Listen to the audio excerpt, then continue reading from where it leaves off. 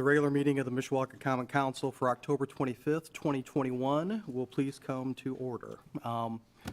Good evening, folks. For those of you who are in attendance with us this evening, welcome. We're glad to have you. A couple of our standard rules and expectations are for those of you who have a cell phone with you, and in this era, that's most of us, if you would please check to make sure that your cell phone is turned off or at least on vibrate. And then also for those of you who are wearing a baseball hat, if you would, please remove that during the meeting, and we appreciate your help along those lines. For those of you who are participating remotely, once again this evening, we are offering remote access to the public for purposes of participation in our meeting. To that end, members of the public will be asked to place their microphone on mute during the meeting with the exception of any public hearing. At the appropriate point in the public hearing, I will invite the public to unmute their microphone for purposes of submitting such comments as they wish to make, one person at a time. All persons wishing to make public comments will be asked to first state their name and address for the record, and after completing his or her public comments, members of the public will once again be asked to place their microphone on mute. And we thank all of you for your cooperation, whether you are participating remotely or you are live and in person with us this evening. And with that, if you would, please rise and join us in the Pledge of Allegiance. I pledge allegiance to the flag of the United States of America and to the republic for which it stands, one nation, under God, indivisible, with liberty and justice for all.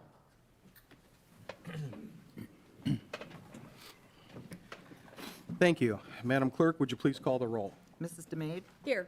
Mr. Benicki? Here. Mr. Hazen? Here. Mr. Mamalenti? Here. Mr. Emmons? Here. Mr. Belovich? Here.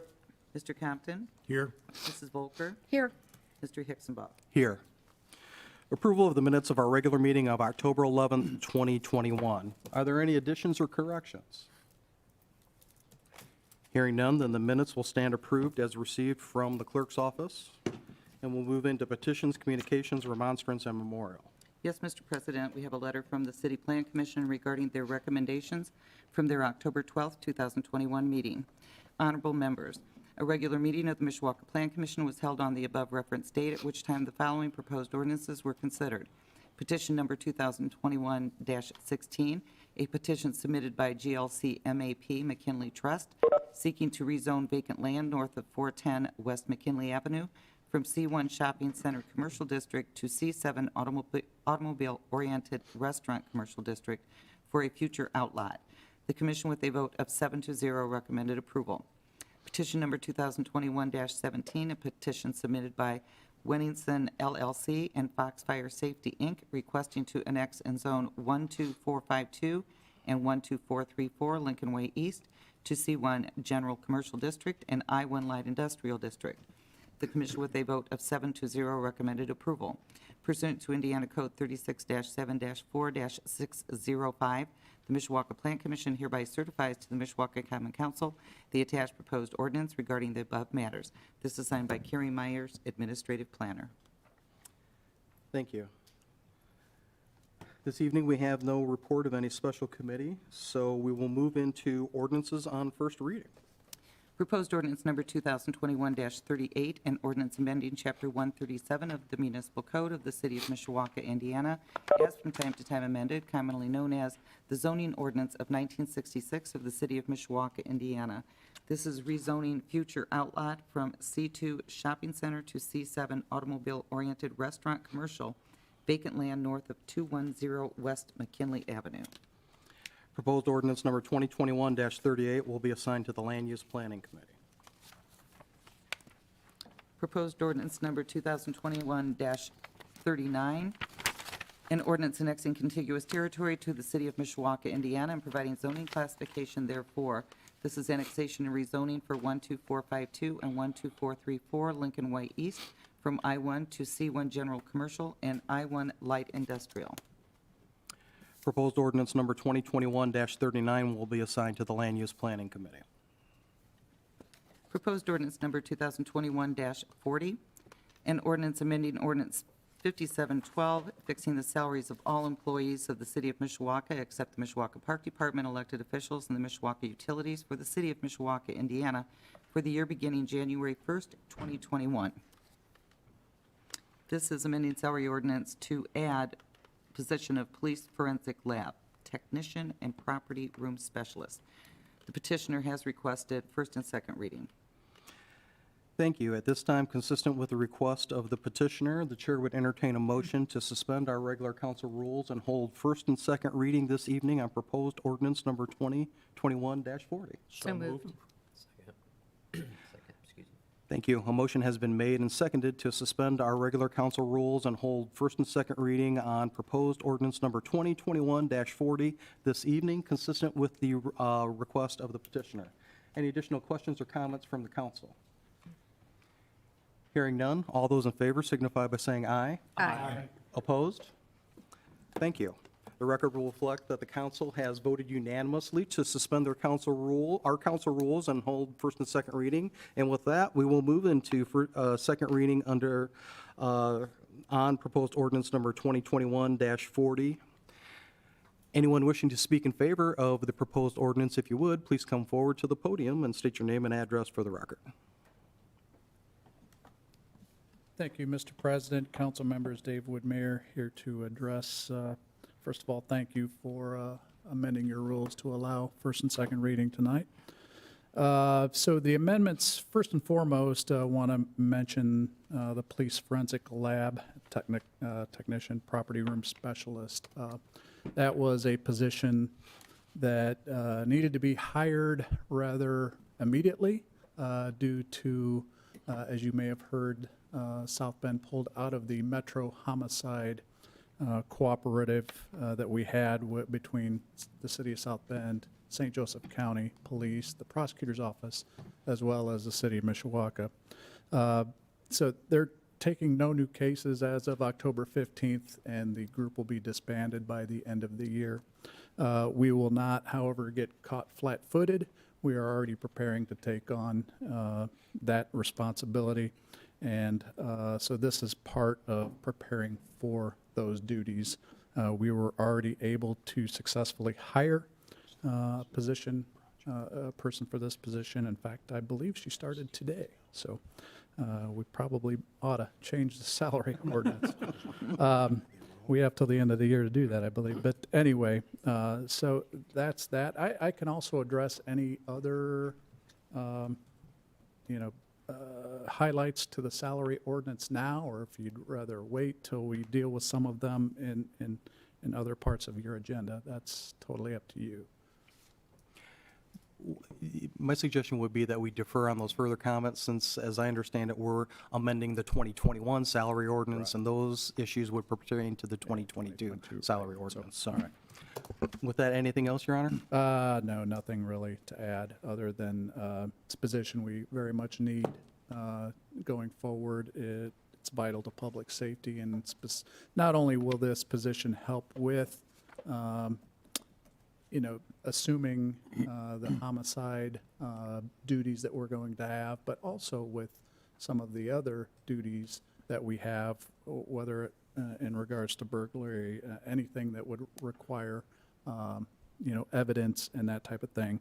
And it's a great time to hire this position because we're looking to pretty immediately start planning for a move from one police department building into a new one. So in which case we have lab space in the new building, we have much bigger evidence space and more capability. So this person will actually really benefit us in organizing that and getting us off to a great start. Thank you. Any questions for Mayor Wood? Mr. Benicki? Thank you, Mr. President. Mayor, is this person going to be a sworn officer or a civilian? Civilian employee. Okay, thank you. We're also able to, it's not, even though it's a new FTE, we're taking some of the budgeted amounts that we have used in the past to pay for, say, part-time employees. So some of that will be offset by that, if I speak correctly. Yes, I do. The controller nodded. Thank you. Mr. Mamalenti? Thank you, Mr. President. Thank you, Mayor, for the description and the information given. Just a couple questions. If you could confirm, we used to send some of this stuff out off-site, even outside of the Metro Homicide, correct? Correct. depending on the case. Right, so would we be able to do this in-house now, or are there still gonna be some things that we're gonna have to send off? I'm sure that's situational depending, and, the chief might be better prepared to answer that than me, depending on, whatever situation comes up. But, it's our intent to do as much of this in-house as possible. Not only do we have this person, but we have hired some officers in very recent years with some very good expertise in this area, whether it be lab and investigations of this magnitude. So we feel like we're in a very good spot to handle a lot of this in-house. We think that a department our size ought to have this discipline in-house, and it may help us with recruiting too. So we're very excited about that. And in fact, I just hired conditionally two officers last week, so we are at full staff plus one. First time I recall being there in my 20-some years of city government. Probably in 50 years. I don't think we've ever been over. Well, that's great, I think it's a great addition to the department, and also hopefully it will help on lead time, trying to get some of those results back quicker, so, excited. Thank you, Mr. Mammalani. Mr. Belovich. Yes, Mayor, the person that we're hiring, does she have experience? She this has area? extensive experience in this area, specifically dealing with Metro Homicide Unit. So there will be nothing new for her. She's already doing this job, essentially. She's a lateral transfer from another department. Thank you. Mr. Bednicki. Yeah, thank you, Mr. President. Mayor, now, you said that they stopped taking cases at Metro Homicide on the 15th. So what happens to the Heavenly Goat type investigations, things like that? Does that still lay on the prosecutor's office? Does that come back to Mishawaka and we've got to start on our own? Well, that's in process. Thankfully, in Mishawaka, there's not a lot of unsolved. I think there might be two, one, which is the Heavenly Goat, and one, which is a very old case. Okay. We have a commitment from some people who have been involved in those investigations in the past to continue on. But we're still working and formalizing those kinds of things. Okay. And then any homicide that should pop up, we're in a good position to investigate with our expertise on staff. Thank you. Mr. Hazen. Yeah, thank you. I just want to echo what the mayor said. I know this came to a shock to the citizens, and a lot of us felt it was a blow, but I can tell you, I think it's really a blessing in disguise for Mishawaka. The new building we're building, we're going to be able to equip it the way we need to. We got excellent officers through some hiring over the last couple of years, hires like this. And I really do think it will help us recruit. I mean, we're big enough that we need our own investigative unit, and I think it's going to help out. Thank you. So I would also add that it's conceivable that we might come before the council again, just as things may arise. We're looking to have our own Metro Homicide Unit vehicle. There might be some equipment purchases that we're going to need that we didn't frankly foresee last year at this time, but now, we, like I said, we will not get caught flat-footed. Public will see, I think, better service. Metro Homicide did an outstanding job, but I think our officers, our expertise is very good. So I don't think our citizens should have any concern at all. But we may have some equipment, additional equipment requests, which may need to come before the council. Mrs. DeMade. Thank you. Thank you, Mr. President. Mayor, good evening. Will this new lab tech, will she have staff? And so will it be civilian or will it be sworn officers? So right now, we're not planning on staff.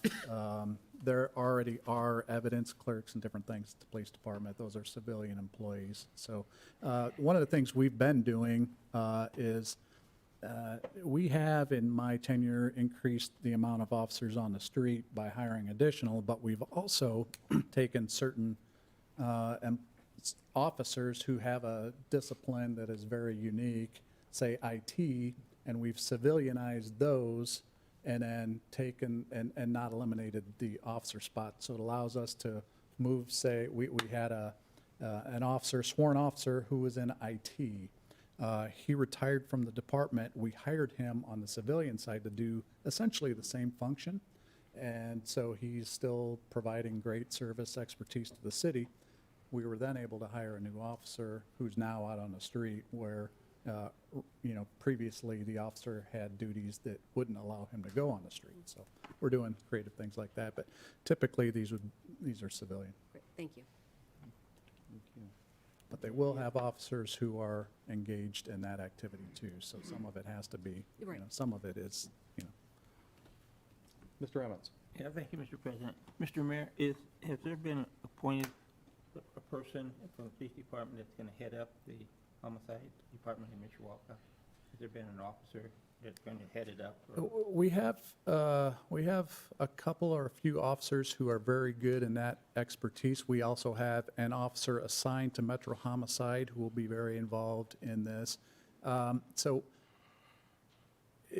now, we're still kind of, working that out. Our officers who have that expertise will absolutely be involved in every investigation, and it'll be multiple officers involved. So the chain of command comes into play and all of that, so. Thank you. Other questions for Mayor Wood? Mr. Mayor, thank you for the information that you shared with us this evening. And I suppose more to the point, thank you for the work that your administration, Chief Witkowski in particular, and those who have assisted in ramping up for this responsibility that at the beginning of the year that we didn't know we were going to have to take on in-house. But we appreciate the work that was done there. And I think we all would agree that we are fortunate enough to have an abundance of talent, both in our sworn officers and our civilian employees in the police department, and it's pleasing to hear that we're going to be expanding the number of people that we're bringing on board. And certainly, I also appreciated your comment about the need for us to perhaps look at some additional expenditures as we get into it and identify some other needs, both in terms of equipment and even manpower. And, I certainly would be open to the consideration of that as those needs become known, and not just because of this newfound responsibility, but because we've heard in these chambers and other settings that there is a desire on the part of the community to look to see us, to have us look to expand our public safety services. So thanks for the work that has been done, and we'll look forward to hearing from you how the transition moves forward from this point. Very good, thank you. Thank you. Is there anyone else who wishes to speak in favor of the proposed ordinance? If you would, please come forward. Seeing no one, is there anyone participating remotely who wishes to speak in favor of the proposed ordinance? Then is there anyone present who wishes to speak in opposition to the proposed ordinance? Please come forward. Is there anyone participating remotely who wishes to speak in opposition to the proposed ordinance? Are there any council members who wish to speak? If not, then I call for the question. Question. Madam Clerk, would you please poll the council? Mrs. DeMade? Yes.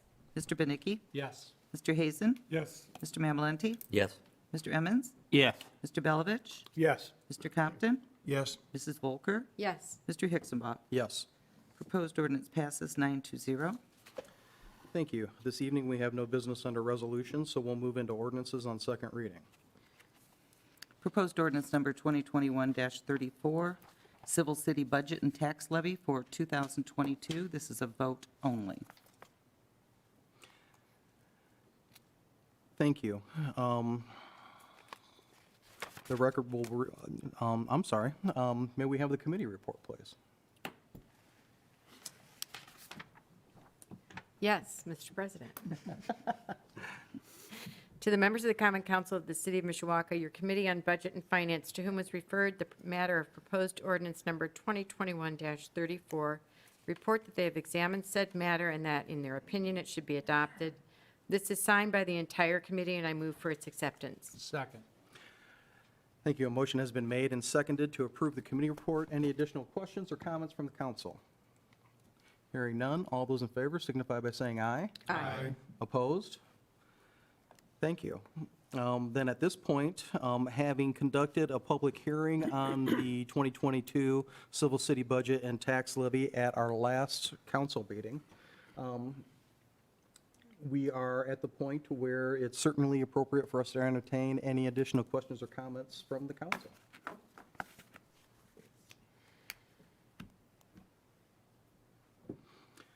Hearing none, then just let me reiterate our thanks to the controller and the mayor, the department heads, everyone involved in putting this budget together. We heard a very detailed summary from the mayor at the last meeting with regard to the high points of the changes in this budget. I think there is a great deal to be proud of that's reflected in this budget, not the least of which are the investments that we're making in expanding our code enforcement department so that we can address quality of life issues in Mishawaka. We just got done speaking about some of the enhanced investment that we're going to make in public safety, and that's also reflected in this budget as well, which again improves our quality of life. As was indicated at the last council meeting, I think we need to be open to continuing to beef up our public safety resources, human and otherwise, as we identify issues moving through the remainder of the year. But as we just got done discussing, I think that is a shared goal on the part of the council and the administration to also invest, to always invest what we need to invest to promote high-quality public safety in Mishawaka. So thanks again to everyone who has been involved in the process, including the council members who participated in any number of budget committee meetings leading up to this evening. And with that, if there are no other questions or comments, I will call for the question. Question. Madam Clerk, would you please poll the council? Mrs. DeMade? Yes. Mr. Benicki? Yes. Mr. Hazen? Yes. Mr. Mamalenti? Yes. Mr. Emmons? Yes. Mr. Belovich? Yes. Mr. Compton? Yes. Mrs. Volker? Yes. Mr. Hicksonbaugh? Yes. Opposed ordinance passes 920.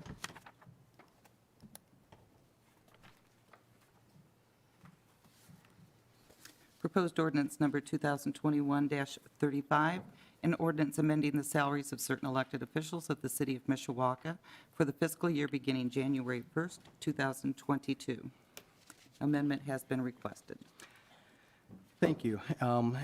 At this point, consistent with the recommendation of the controller, the chair would entertain a motion to amend proposed ordinance 2021-35 in order to accurately reflect the certification language applicable to the city clerk's office. So moved? Second. Thank you. A motion has been made and seconded to amend proposed ordinance 2021-35 in order to accurately reflect certification opportunities for the clerk's office. Any additional questions or comments? Hearing none, all those in favor signify by saying aye. Aye. Opposed? Thank you. Then we will move forward with the committee report, please. Mr. President, Mr. Hammonds. thank you. To the members of the Common Council of the City of Mishawaka, your Committee on Budget and Finance, to whom was referred the matter of proposed ordinance number 2021-35, they report that they have examined said matter and that their opinion, it should be presented to the council as a whole. This is signed by the entire committee, and I move for its acceptance. Second. Thank you. A motion has been made and seconded to approve the committee report. Any additional questions or comments from the council? Hearing none, all those in favor signify by saying aye. Aye. Opposed? Thank you. Then with that, we will proceed with the second reading and public hearing on proposed ordinance 2021-35 as amended. Anyone wishing to speak in favor of the proposed ordinance, if you would, please come forward. Mr. President, council members, Dave Wood, Mayor, you're going to be sick of me by the end of the evening, I suspect. But anyway, here to speak in support, encourage you to support proposed ordinance number 2021-35, the elected officials salary ordinance. Now, these fall on the agenda a little opposite of the way I would like them because the elected officials tend to follow suit with what the rest of the city does. And so we are requesting a 5% increase for the elected officials.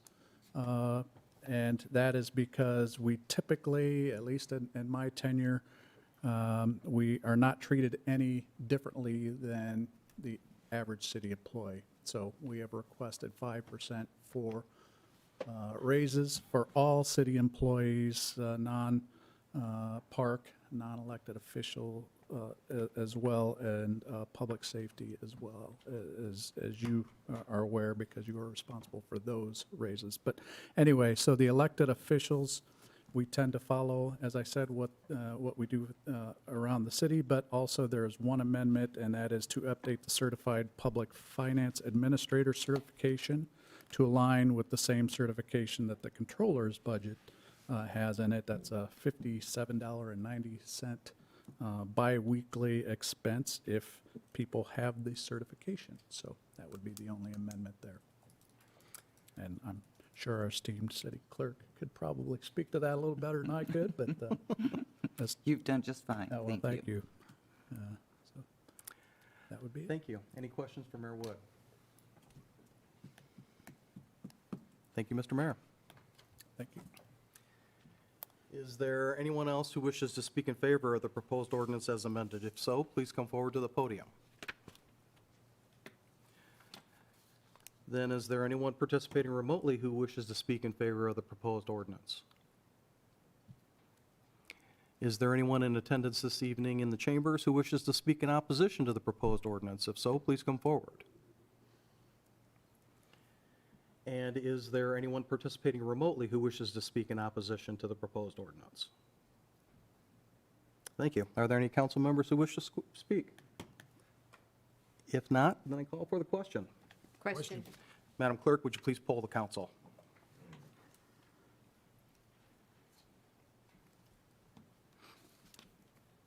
Mrs. Demate, Yes. Mr. Benicki, Yes. Mr. Hazen, Yes. Mr. Mamalenti, Yes. Mr. Emmons, Yes. Mr. Belovich, Yes. Mr. Compton, Yes. Mrs. Volker, Yes. Mr. Hicksonbaugh. Yes. Proposed ordinance as amended passes 9-0.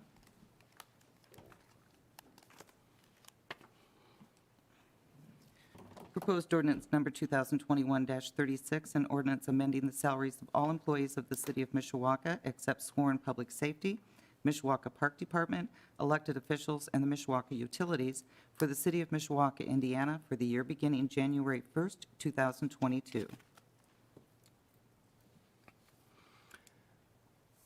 Thank you. And once again, if I'm not mistaken, we have a request for Yes. amendment of this proposed ordinance in the following particulars.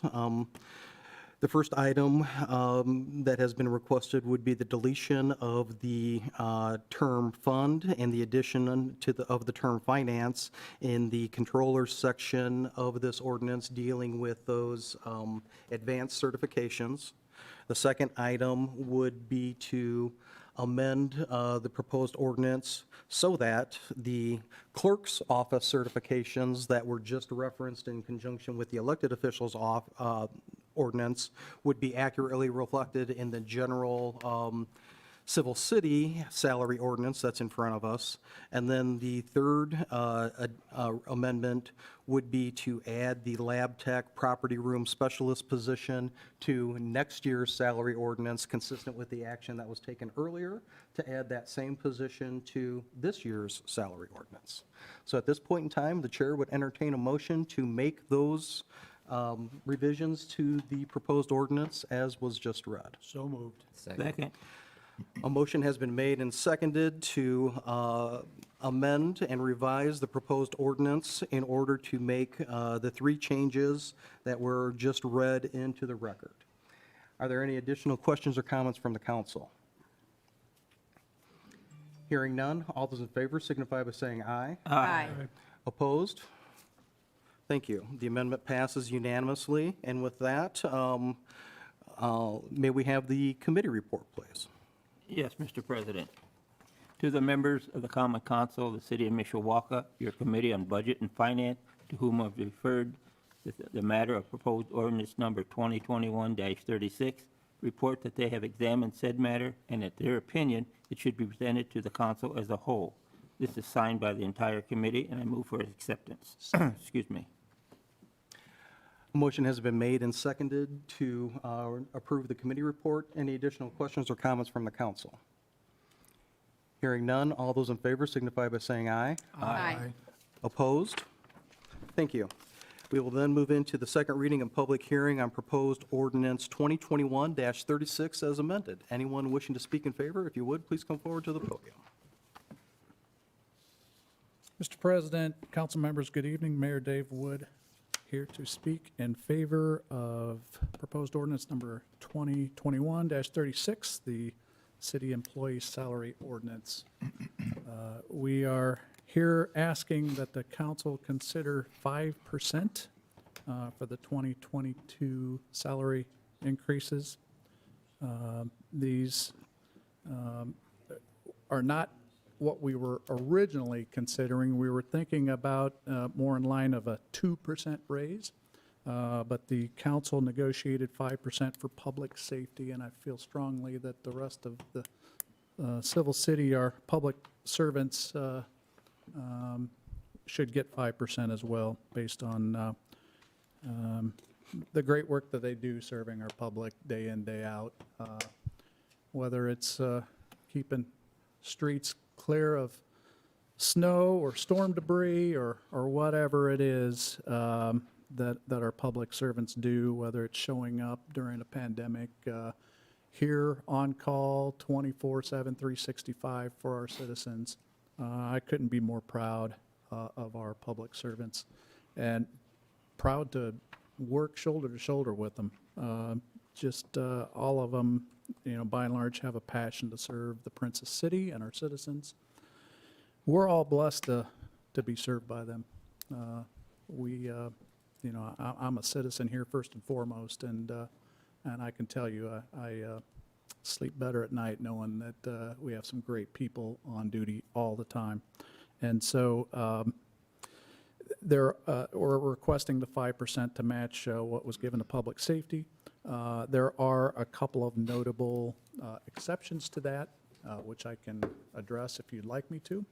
Why don't you go ahead and do that, please? Okay, the street department commissioner, we're requesting essentially what would amount to about a 12% raise for him to align with the park department superintendent, department manager position. He runs an operation that is substantial in terms of human resources, in terms of budget, in terms of complexity. And so we're requesting a salary of $73,834 for him in recognition of not only the outstanding job he does, but the complexity of the organization that he manages and does so well, given the challenges we have today. When you talk about employment, job issues out there in the market, where we're seeing businesses close because they cannot find employees. We're seeing it harder and harder in some cases to hire good employees. This is a department where it is considered more entry level in some cases, and so we struggle to keep positions filled there. When we fill them and employees do well there, they tend to go to other departments in the city and grow with the city, which is a very good thing. We love to see that.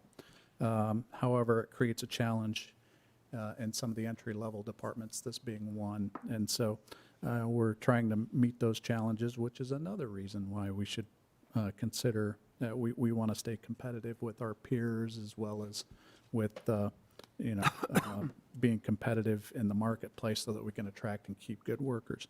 On the IT side, we're requesting that we promote the system specialist 4 position to assistant director with an additional $5,000 in salary. It's a small but mighty department, as you've seen throughout COVID. They were here to answer the call, to make sure that our meetings are kept public and accessible to the public, even when public can't come inside our building. They were here, again, 24/7, 365 when needed, to make sure that all systems were go here at the city. And like I said, it's a small department, just a handful of people. And when a director has to be a practitioner, that can create some issues. And so having an assistant director when a director is out in the field, we think is a good thing. Planning, we are incredibly busy as a growing city, and that is nowhere more evident than our planning department. So we are requesting a new executive director level position in which case the city planner would move into it. The city planner position would then be open, and we expect promotion from within the department. Then a senior planner, economic development specialist position would revert back to the senior planner. The net change to the department would be essentially one new FTE. And so that's one change. And then we're also requesting stipends for the Board of Public Works and Safety, who take on duties outside of their normal department responsibilities. So we're requesting $1,500 for the president, $1,000 for members. And then that is generally the exceptions to the salary the salary ordinance. Again, 5% we think is in line with what we're seeing out there in the market, especially with our peers. I think it keeps us in a positive, competitive level to not only attract, but to keep and retain our workers here. Thank you. Questions for Mayor Wood? Mr. Mamalenti? Thank you, Mr. President. Not necessarily a question, but more of a comment. I couldn't have said it better. Your statements regarding the men and women that we have working for our city do an outstanding job. I know this is one of the largest raises that I've seen since I've been on here, and I can't think of a better time to do it. So appreciate the help and the efforts, and make with the controller as well making this work. So thank you. Thank you. Thank you. Mr. Compton? Yeah, along those same lines, Mayor Wood, you know, you and I had discussion about the budgets and raises and public safety, and, you know, we discussed this, and I understand your conservativeness in fiscal conservativeness in these areas and watching out for the budget and the fiscal cliff and into the future. I understand that. I do appreciate, as I talked and expressed to you, I think, and as Mr. Mamalini said, that if there was a time, now was a time we could show, and it was perfect timing in my mind, that we could show our city employees the appreciation of getting through what is an extremely challenging year. And so I just wanted to thank you publicly for coming to that conclusion.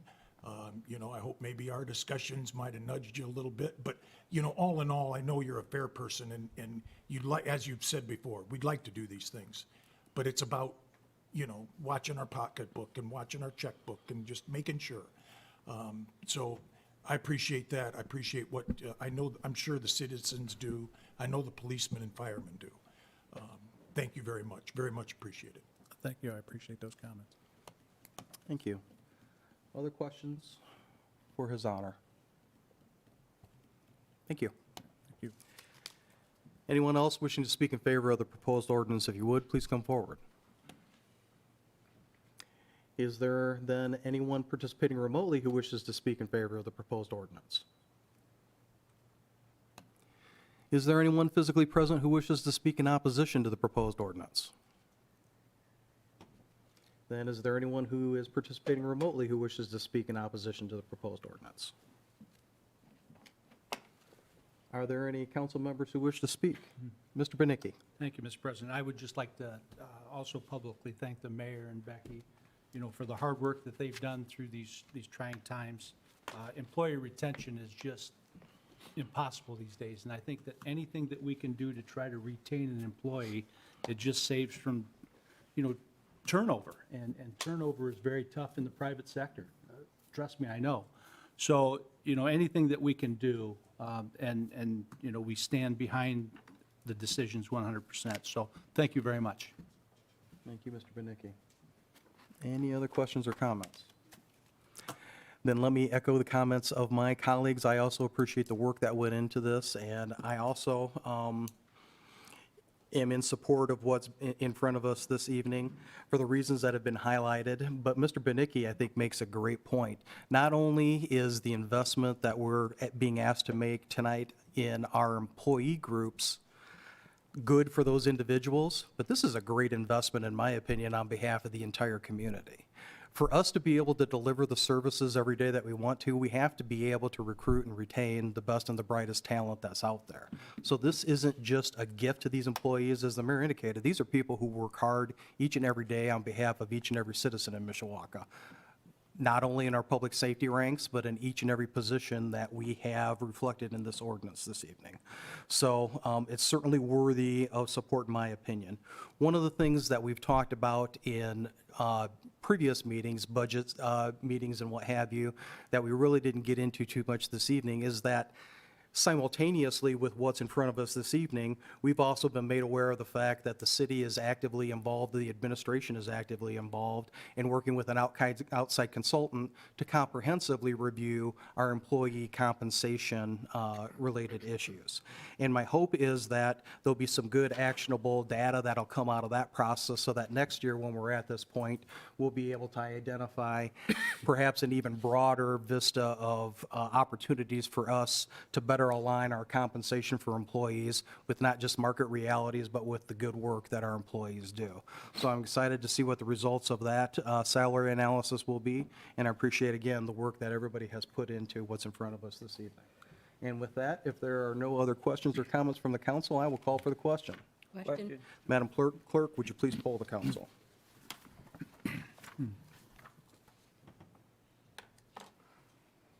Mrs. DeMate, Yes. Mr. Benicki, Yes. Mr. Hazen, Yes. Mr. Mamalenti, Yes. Mr. Emmons, Yes. Mr. Belovich, Yes. Mr. Compton, Yes. Mrs. Volker, Yes. Mr. Hicksonbaugh. Yes. Proposed ordinance as amended passes 9-0.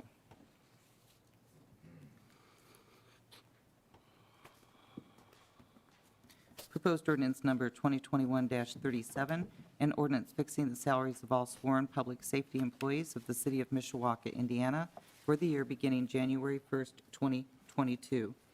An amendment has been requested. Thank you. At the request of the administration and the fire chief, it has been requested that we amend proposed ordinance 2021-37 in order to add the position within the fire department of diver apprentice with a stipend compensatory amount of $500. So at this point, the chair would entertain a motion to amend the proposed ordinance as requested by the administration. So moved. Second. Thank you. A motion has been made and seconded to amend the proposed ordinance by adding the position of diver apprentice at a stipend, annual stipend amount of $500 to the proposed ordinance. Any additional questions or comments from the council? Hearing none, then all those in favor of the proposed amendment signify, by saying aye. Aye. Those opposed? Thank you. Then may we have the committee report, please? Yes, Mr. President. To the members of the Common Council of the City of Mishawaka, your Committee on Budget and Finance, to whom was referred the matter of proposed ordinance number 2021-37, report that they have examined said matter and that in their opinion should be presented to the council as a whole. This is signed by the entire committee, and I move for its acceptance. Second. Motion has been made and seconded to accept the committee report. Any additional questions or comments from the council? Hearing none, all those in favor signify by saying aye. Aye. Opposed? Thank you. Then we will move into the second reading and public hearing on proposed ordinance 2021-37 as amended. Anyone wishing to speak in favor, if you would, please come forward. Mr. President, council members, Dave Wood, Mayor, here to speak in support of proposed ordinance number 2021-37.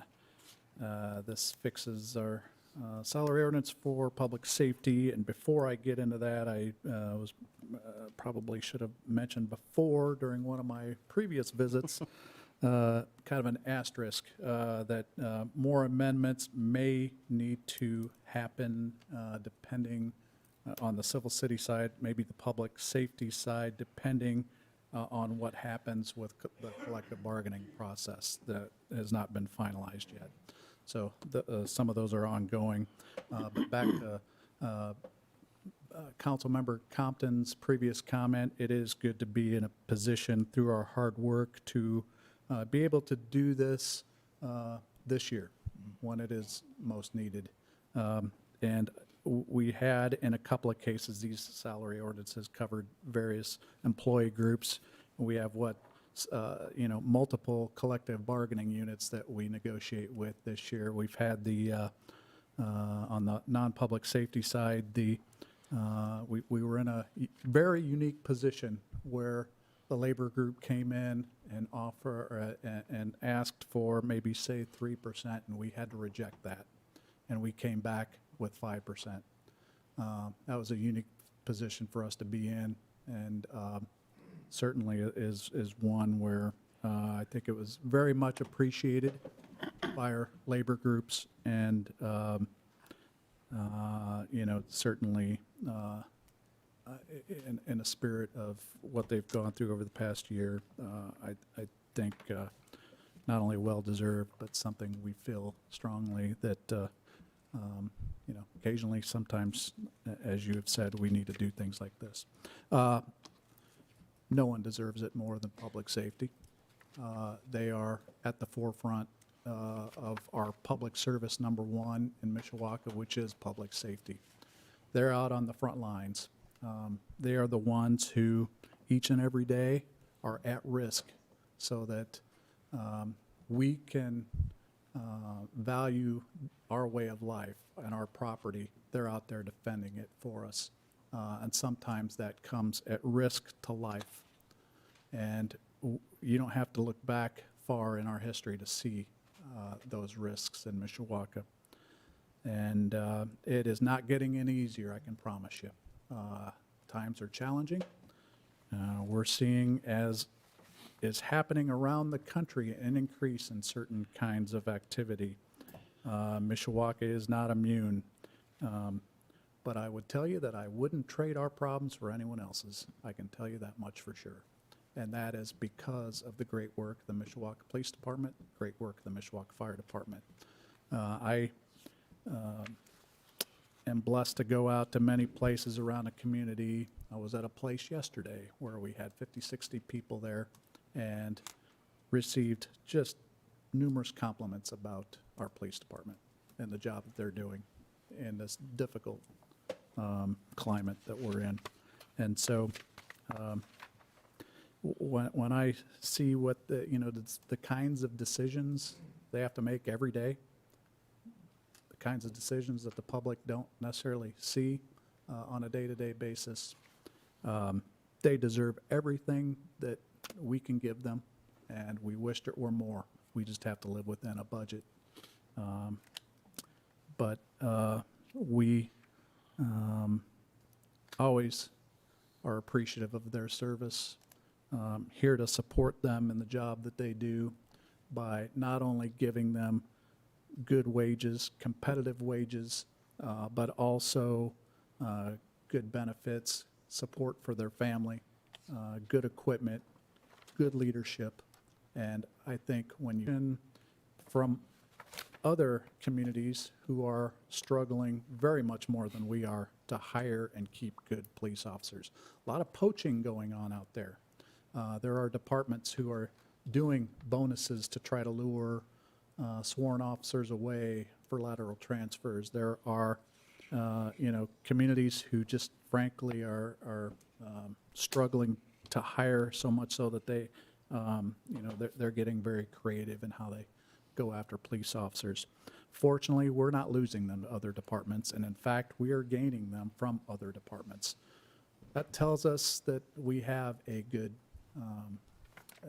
our fundamentals are good here in Mishawaka, and we continue to be a place where people want to work. And so, want to speak in support of this 5% raise. Wish it were more, but it is absolutely well-deserved by our public safety personnel. Couldn't be more proud of them, as I know you all are too, and they will continue to have all of our support. Thank you. Questions for Mayor Wood? Mr. Compton? Yes, Mayor, again, along the lines of last time, I couldn't agree more. Public safety is extremely important to this city for the citizens that are out there. The public safety consumes about 70% of Mishawaka's budget. When you look at everything that we spend on public safety, police and fire and public safety, it's about 70% of our budget. So it's extensive and it's important. And it's important that we keep these people compensated to the degree that we can, and the benefits that they have from being an employee of the city of Mishawaka.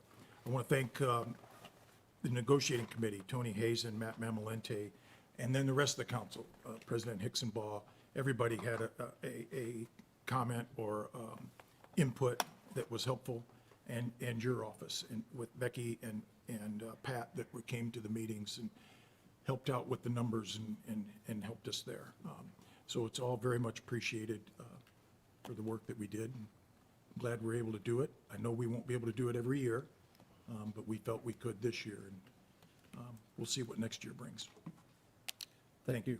Thank you for your efforts in the committee and your council efforts as a whole. Thank you. Other questions for Mayor Wood? Thank you, Mr. Mayor. Is there anyone else who wishes to speak in favor of the proposed ordinance as amended? If so, please come forward. Is there anyone participating remotely who wishes to speak in favor of the proposed ordinance? Is there then anyone in the chambers who wishes to speak in opposition to the proposed ordinance? If so, please come forward. And is there anyone participating remotely who wishes to speak in opposition to the proposed ordinance? Are there any council members who wish to speak? Mr. Mamalente. Thank you, Mr. President. I would just like to echo Mr. Compton's comments. I think this was a team effort with the mayor, the controller's office, the council as well, but I want to take this time for saying thanks to the fellow wage committee members, Mr. Hazen and our chair, Mr. Compton, for really rolling up their sleeves and getting to work. I would admit that this was probably one of the easier ones that we had. But as we'd mentioned before, this is probably one of the most deserving times for them to get what they need, or a little bit of what they need. I know it doesn't do it justice of what they went through this past couple years, but happy to be able to do a little bit more than what we normally do. So thanks to all involved, and appreciate the efforts. Thank you, Mr. Mamalente. Other questions or comments from the council? Then again, I will also thank Mr. Compton for his leadership of the Public Health and Safety Committee and the work that he and Mr. Hazen, along with Mr. Mamalente, did with the assistance of some of the rest of us. One of the things that I've been most pleased about as I rejoined the council in 2019 was the concerted effort that we've made in a team fashion to try to address compensation for public safety. And there has been administrative and council work on that that I think has been beneficial for the community. But I also want to acknowledge our partners on the other side of the table, the unionized representatives of both the fire department and the FOP. I think that this was a very productive round of negotiations, not just with regard to the outcome, but also with regard to the information that was shared with us that helps us better understand the needs of each department and what we can do to try to be of assistance to them. So thank you for their work, as well as the work of the council and everyone else involved in this process. And with that, if there are no other questions or comments, I will call for the question. Question? Madam Clerk, would you please poll the council? Mrs. DeMaid? Yes.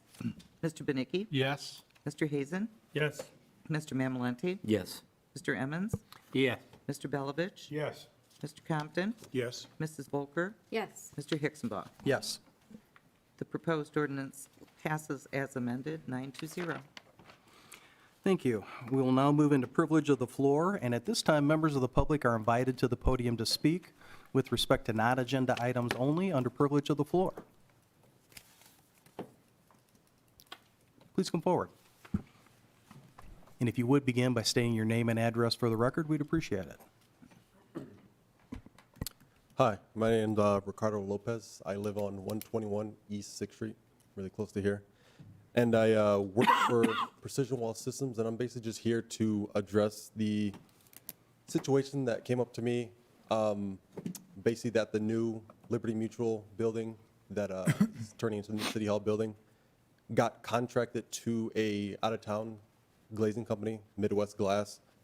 And a lot of guys within my company, a lot of local construction workers, not just glazers, just as a whole, kind of rubbed them the wrong way just because when guys get laid off, that is one less building that they can go to whenever they get laid off. Again, I live on 6th Street, so if we did say if my company got it, that is like a 2-minute walk from my house to that building. Super convenient. And I don't know the business side of it. I don't know if it just came down to a better bid or whatever, but local work, I feel like, should never go to an out-of-state construction contractor, which it did. So basically just here to see what we can do as a preventative, because obviously it's already contracted to them, but there's a lot of new jobs that I've been hearing that are going to be coming soon. What is like a preventative to prevent that from basically happening for the upcoming jobs to keep it local? Yeah. Okay, thank you. Mr. Compton? Mr. Lopez, thank you for stepping up. Yes. I'm a member of the IBW. Okay. I asked you guys to come in here so you could make your case to the rest of the council and your concern. I've been in your spot. But in this case, I was on the committee that interviewed general contractors, and then we talked about subcontractors. So I was from the city, along with the mayor, some of his staff were in the group that hired Wygan Construction for this job. We made it very clear, the mayor made it very clear, that he wanted local contractors, local people, and frankly, as much union workers as we could get. Doesn't happen too often from a mayor to say that in a public in a meeting, but he did. Now, that said, we are dealing with taxpayer dollars. So if a qualified bidder bids it and we deem them local, and we'll talk about that in a minute, I'll talk about that in a minute, whether they're union or non-union, as tough as it is when you're in that craft, Right. you have to go with them. If they're qualified to do the job, you really have to go with them because you're dealing with taxpayer dollars. If it's a private job, you can give people second looks. There's other things you can do that can help people out.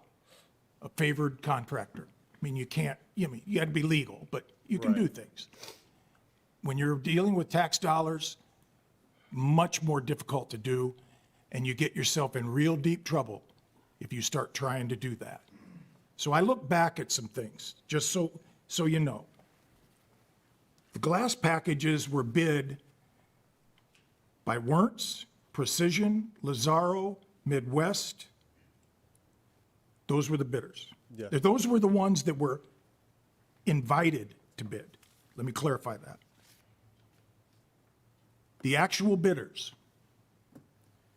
and I'm going to lose it here. I got it. No, I don't have it. The actual bidders were, there were three. There it is. Midwest, Precision, and Wernz. Now, I looked Midwest up because that bothers me. They're from Stevensville, Michigan. Are they out of state? Yes. Are they in Michiana? My opinion, yes. And I understand from your opinion where you're at. Right. We may not agree on that. But in my opinion, yes. And the bids were really close. So what do you do? What do we do with taxpayer dollars? I heard from your business manager about this. I went back and talked to the city, and their concern is if we give one contractor a second look, we really got to give them all. And where do we stop? It was legitimate, it was on time, they can do the work, and, but in the end, I get where you're at. And I've been standing where you're at.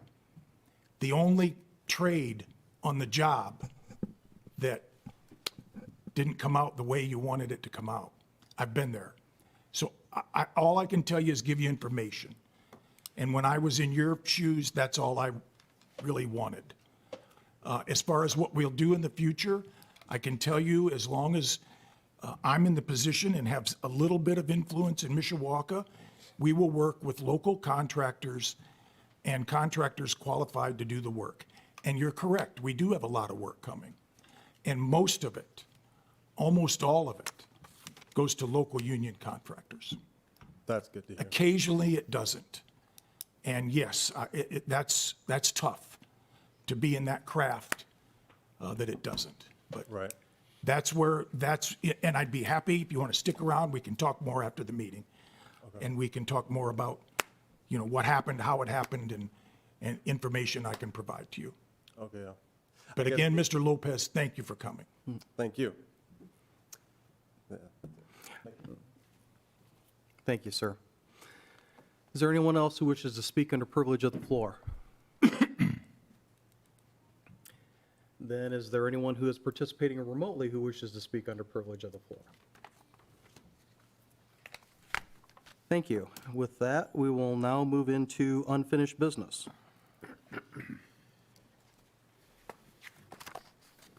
We have the matter of Resolution 2021-24, a resolution of the Common Council of the City of Mishawaka, Indiana, approving the interlocal agreement for the operation of a consolidated public safety answering point in St. Joseph County, Indiana. Thank you. This is a public hearing on proposed resolution 2021-24. Anyone wishing to speak in favor, if you would, please come forward to the podium.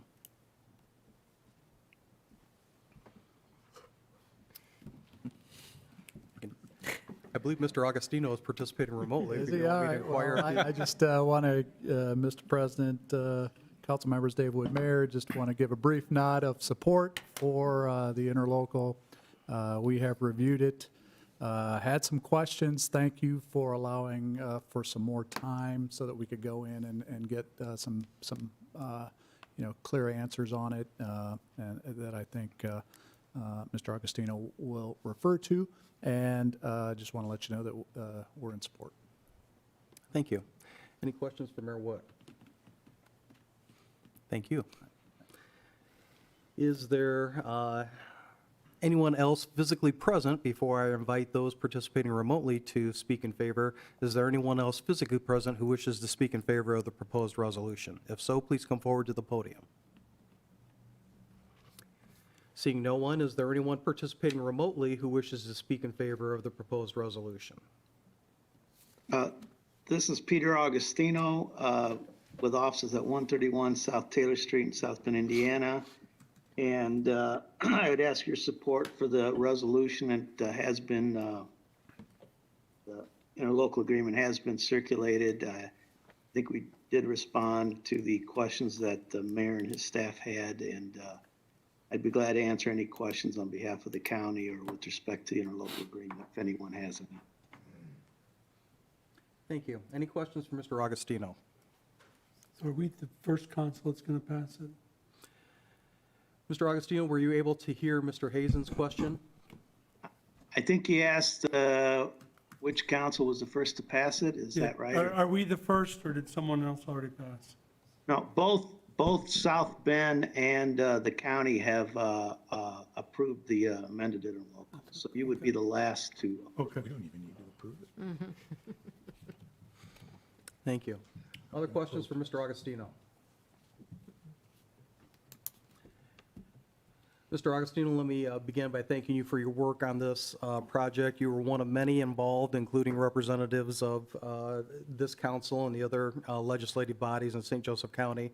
But you have definitely been of assistance throughout the process, and we appreciate your work.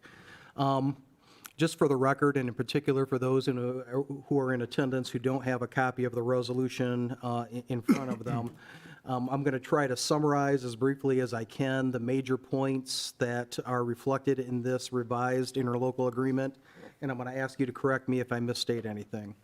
But the first major change that's reflected really builds upon the recent change in the local income tax funding that has now been directed primarily toward funding this combined dispatch center. And what has been done, as I read this resolution, is to take what's, I think, commonly referred to as the backup funding formula if the income tax revenues are not sufficient to fully fund the operation of the dispatch center, and to allocate contributions on the part of St. Joseph County, the city of South Bend, and the city of Mishawaka based upon a funding formula that is geared 25% toward net assessed value and 75% based on call volume. Would you agree that that's one change that is in this resolution? Yes, sir, and that is a flip of the prior formula, which favored net assessed value. So I think when we looked at call volume and how it was being spread between the three main players, the new formula for the backup funding is a more accurate reflective of usage than the prior formula. So yes. And then the second major change or revision, as I read it, expands the executive board that supervises the operation of the combined dispatch center to now include representatives of the South Bend City Council, the St. Joseph County Council, and the Mishawaka City Council. And as I understand it, through separate action of the St. Joseph County Council, the number of representatives that each of those three legislative bodies will have on the executive board will be 2 council representatives per unit. Is that accurate? That is. And that action will occur, I believe, final action will take place at the November 9th meeting of the St. Joseph County Council. thank you. I appreciate those clarifications. Any other questions for Mr. Augustino based upon my questions? Mr. Augustino, anything else that you wish to add before we ask you to mute your microphone? I just thank you for your kind words and acknowledge all the teamwork, and it certainly seems to have played a great part in what Mishawaka does. And so we thank you as well. Thank you. The thought occurs that in our earlier meetings, I was negligent in not acknowledging the work that Steve Dalton, the county's fiscal advisor, did as part of this process as well. So if you would, please pass along our appreciation to Mr. Dalton for his work on this project also. Will do. Thank you. All right, thank you. Is there then anyone else participating remotely who wishes to speak in favor of the proposed resolution? Then is there anyone in physical attendance this evening who wishes to speak in opposition to the proposed resolution? If so, please come forward. And is there anyone participating remotely who wishes to speak in opposition to the proposed resolution? Hearing none, are there any council members who wish to speak? Mr. Hazen. I just want to say that I said in these meetings with Mr. Ixenball, South Bend Council, the county council and that, and Mr. Hicksonball represented Mishawaka very well. He always had our interest at heart, even when it went against some of his friends over on the other side. Mm-hmm. But I just want to make sure everyone knew that he did look out for Mishawaka. Sometimes he even got a little heated over there. But thank you. Thank you for your kind words and for your work on this issue as well, Mr. Hazen. Any other comments from the council? Hearing none, then I call for the question. Question. Madam Clerk, would you please poll the council? Mrs. DeMate, Yes. Mr. Benicki, Yes. Mr. Hazen, Yes. Mr. Mamalenti, Yes. Mr. Emmons, Yes.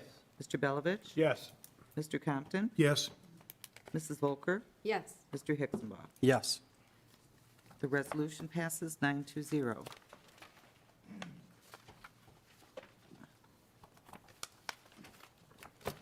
Proposed ordinance 2021-31, an ordinance amending Chapter 137 of the Municipal Code of the City of Mishawaka, Indiana, as from time to time amended commonly known as the zoning ordinance of 1966 of the city of Mishawaka, Indiana. This is a PUD amendment to remove restrictions as a senior-only complex to become market rate, non-age restricted for Whispering Pines Apartments. Thank you. May we have the committee report, please? Yes, Mr. President, to the members of the Common Council of the City of Mishawaka, your Committee on Land Use Planning, to whom is referred the matter of proposed ordinance number 2021-31, report that they have examined said matter and that in their opinion should be presented to the council as a whole. This is signed by the entire committee, and I move for its acceptance. Second. Thank you. A motion has been made and seconded to approve the committee report. Any additional questions or comments from the council? Hearing none, all those in favor signify by saying aye. Aye. Opposed? With that, we will move into the second reading of public hearing on proposed ordinance 2021-31. Anyone wishing to speak in favor of the proposed ordinance, if you would, please come forward to the podium and state your name and address for the record.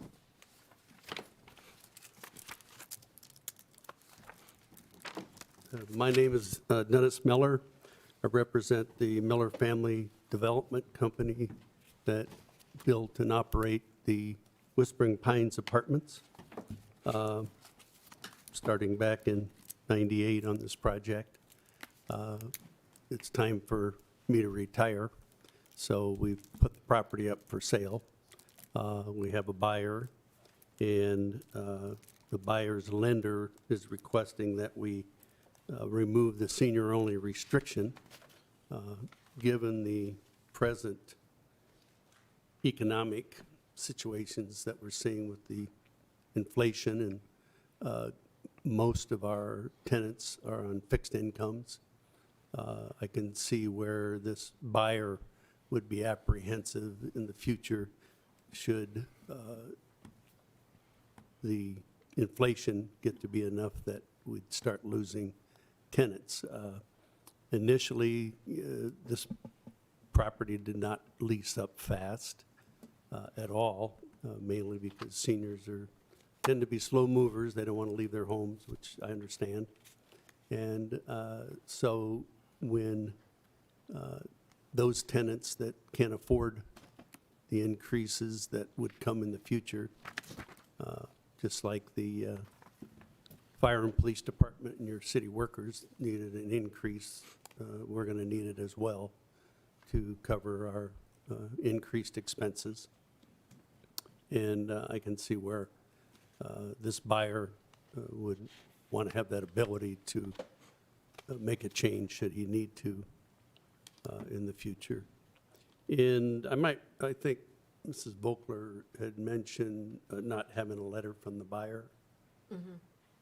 There was a letter sent to the planning, both US mail and email, that was supposed to be in your packet. And the record will reflect that that letter is in fact in our packet and accessible to the council. Any questions? Thank you, Mr. Miller. Any questions for Mr. Miller? Mr. Compton? Yes, Mr. Miller, how long have you said I remember this complex, I was talking to one of the council members today about this, and I knew people that weren't retirement age that lived in there when I was much, much younger, like 40 years ago or something like that. But how long has it been this way? We set it up to be this way. From the inception? Inception. We purchased the property and built the buildings. We started building in '02 and finished in maybe 15. So took us about 13 years to build the 12 buildings. In 2015? Yeah. And I'm not, okay, thank you. I'm not thinking about the same place. Thank you, Mr. Compton. Mrs. Volker?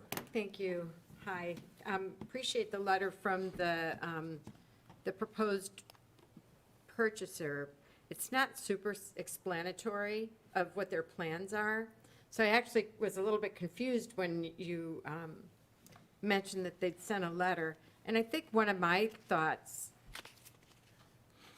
about this or concerns is, and you might not be able to answer these questions, but if I were a resident of Whispering Pines, I would be concerned that with the building being purchased, that the rents would change dramatically immediately.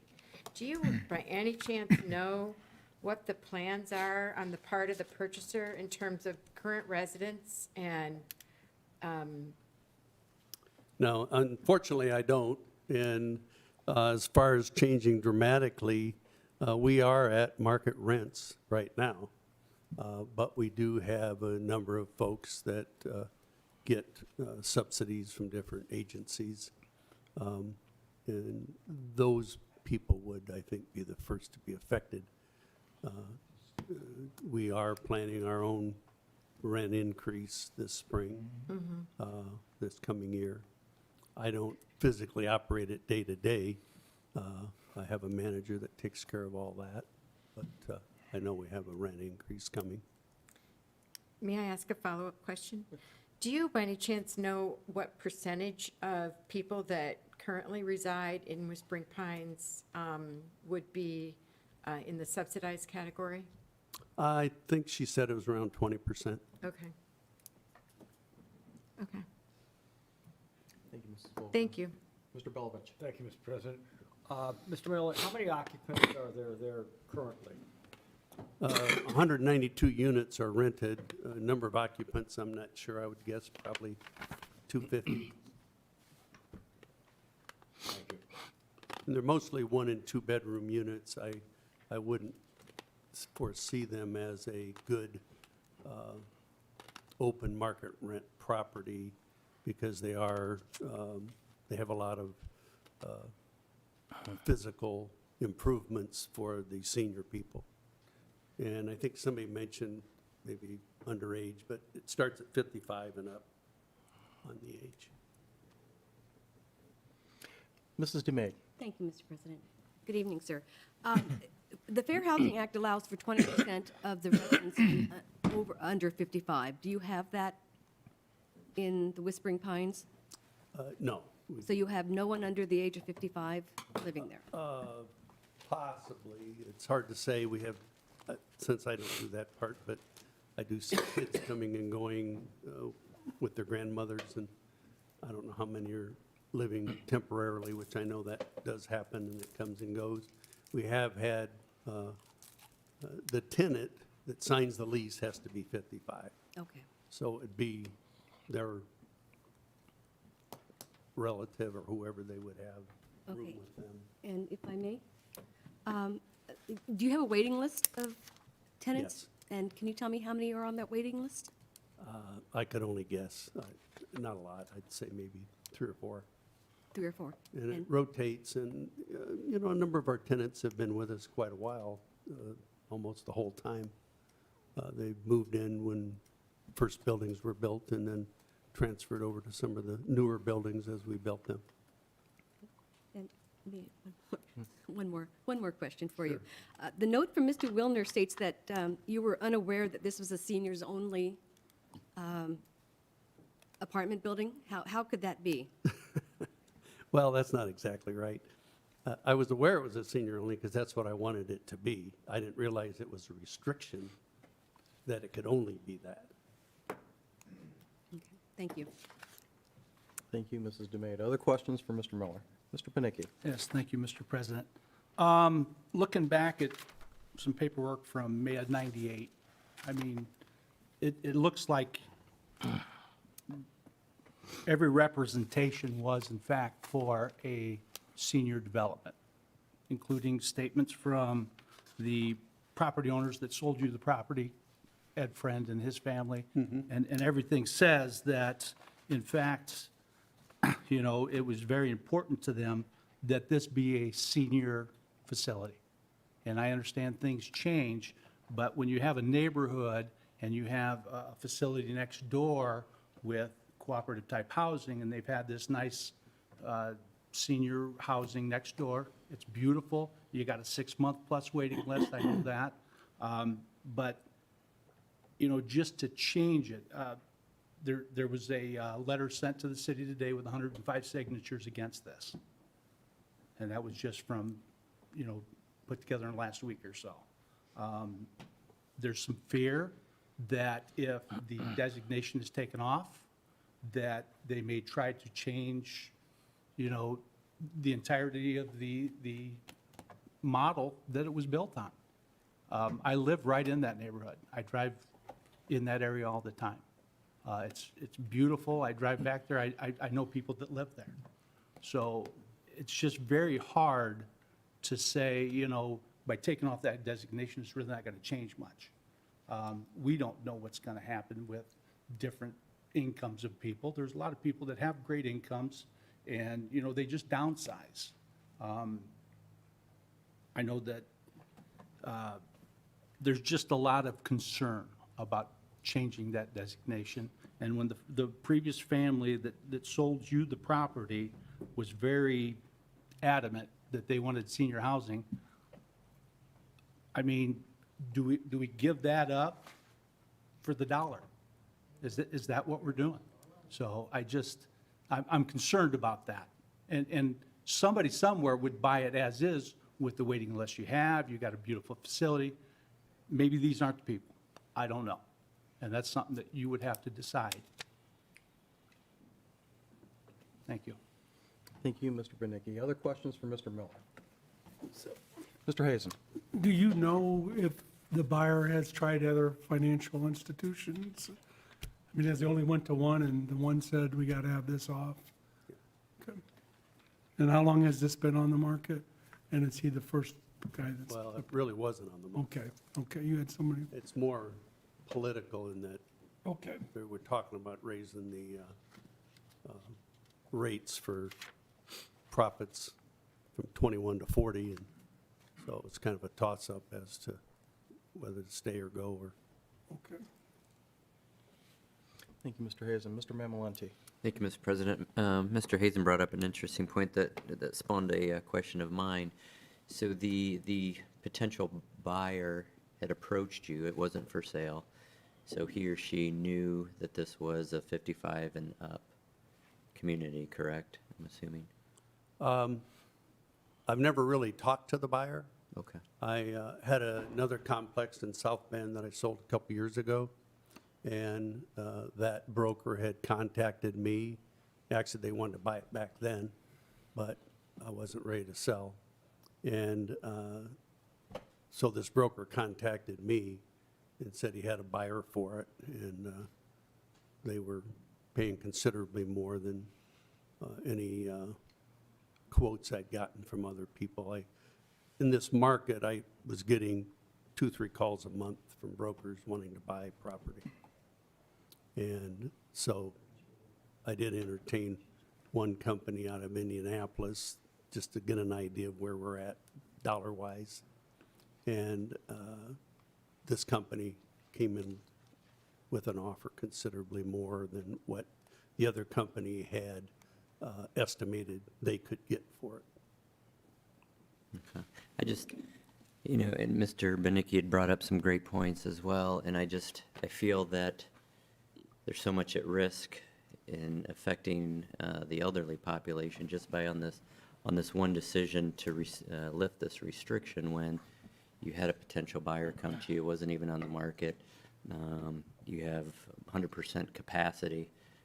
You have a waiting list. I think this would be extremely marketable or of great value to purchase, and still be able to keep this at the 55 and older restriction on it as well. So I'm going to listen to the other folks that I'm sure are here to speak this evening, but I just wanted to give you my thoughts. Thank you. Thank you. Any other questions from the council? Thank you, sir. Yep. Is there anyone else physically present who wishes to speak in favor of the proposed ordinance? If so, please come forward to the podium. Then is there anyone participating? Oh, I'm sorry. No, right now we're in favor. That's okay. You'll have your chance in just a second here. I'll ask again before someone gets drugged down in their seat. Is there anyone else who wishes to speak in favor of the proposed ordinance? If you would, please come forward to the podium. Then seeing no one, is there anyone participating remotely who wishes to speak in favor of the proposed I would like to. Then, sir, if you would, please begin by stating your name and address for the record. Peter Jankowski. And my address is 3327 Montmartre Circle. And that's in West Bloomfield, Michigan. Thank you, sir. I am the broker that's representing the purchaser of the property. And we just wanted to kind of weigh in as to address some of the questions that I've been listening to. I know a few of you were here last time I spoke, but I'm going to reiterate that the purchaser is based out of New York. They have at least 4 communities in the state of Indiana, and I know they have about, I want to say 30 others throughout the country. They're a professional group that's paying, like Dennis said, a very high price for the property, and they would not be willing to sacrifice the integrity of the property and their investment by running it poorly or having undesirable people in the property that are going to cause a nuisance for other tenants and would result in increased vacancy. The property is already market rate. So if Dennis wanted to go tomorrow and jack up the rents when leases expire, he has every right to do that. So it's not more or less raising rights or economics or anything for the current tenants. It's providing the purchaser with the flexibility to, if 10 people move out and there's no waiting list and he doesn't have anyone that's 55 or up that could go and lease the units, but now he can go and have a 30-year-old professional or whoever he wants in the property. And that's what the lender's problem really is. They can't kick any of the tenants out. Once they purchase the property, they have to go through with whatever lease Dennis has in place. They don't want to kick tenants out because kicking tenants out or doing anything like that costs them money to go and paint a unit or put new carpet in or new appliances or anything like that. And everyone knows that the idea for an investment is to keep making money and not spend on it if you don't have to. Being able to keep the occupancy up lets the purchaser go and continue to maintain the property, do any improvements they have to do, and it just gives them flexibility and gives the lender peace of mind. And as far as going to other banks and institutions, they're more difficult than ever due to COVID-19 right now. And once you get into a certain price range, you can't go to community banks and things like that and get favorable financing. These are going out to the larger markets.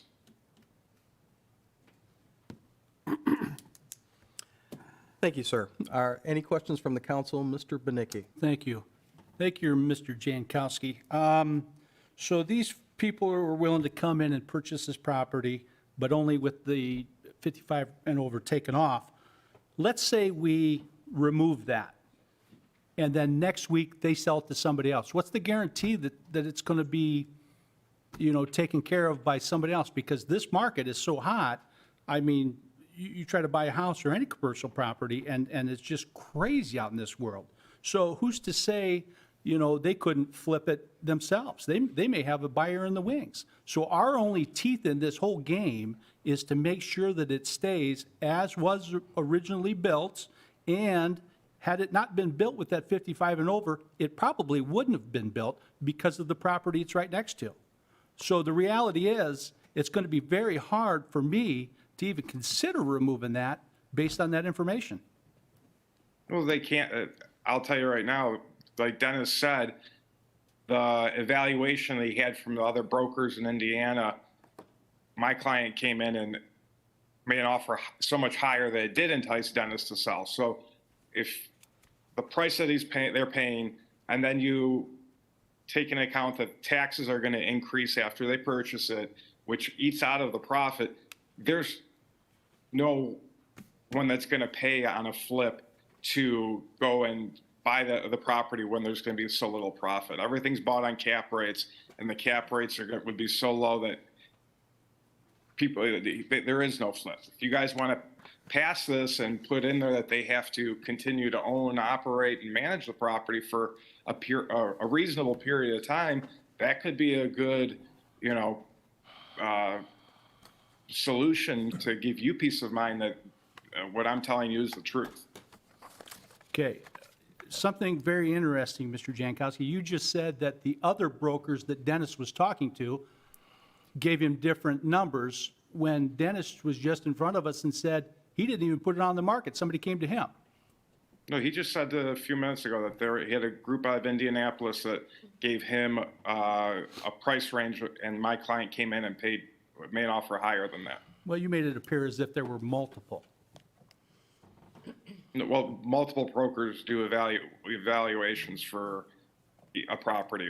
I'm sure Dennis had a brokerage company, and there was more than one broker that helped put the assessment together, and that's why I just use it as a plural. Okay, thank you. Thank you, Mr. Benicki. Mrs. Volker. Thank you, Mr. President. Hi, Mr. Jankowski. I have two questions for you. One, you mentioned that there are other Indiana properties that have been purchased and are owned by the Embassy Group. Do you recall by any chance the name of any of those properties? They're more in southern Indiana. They're in Evansville, Newburgh area. Yeah? I do not know the name of them off the top of my head. Okay, because I have a computer in my hand that I could look them up in, and I was just kind of curious about, what these other properties are and what they look like, and, just a little bit of information about them. The other question that I had is, when the Embassy Group, it looks like the Embassy Group, just doing a little bit of research, it looks like, and I might be wrong about this, but it looks like it might be a subsidiary of an international real estate firm. Am I correct? I don't know where their money exactly comes from. They might be funded for, most groups are syndicators that have money that they put together, and I don't want to assume, but I could guess that they might have Israeli money behind them. So one of my follow-up questions then, since it appears that the American company might be located in New York, possibly Ohio, and then anyway, who's managing the property? Are they going to be, is there a plan that they would be hiring a local management firm? Would there be management on site? Do you have any idea? I don't know who manages for them in certain markets. There was a group out of Michigan that they had hired that does do property management that was going to help them with due diligence, but we halted due diligence and everything very quickly once we found out about the restriction, and haven't really done much because due diligence costs money, and if this approval didn't go through, they didn't want to throw money at that. Right. Or waste money. Right. I guess one of the things, I'll just speak, I will speak for myself.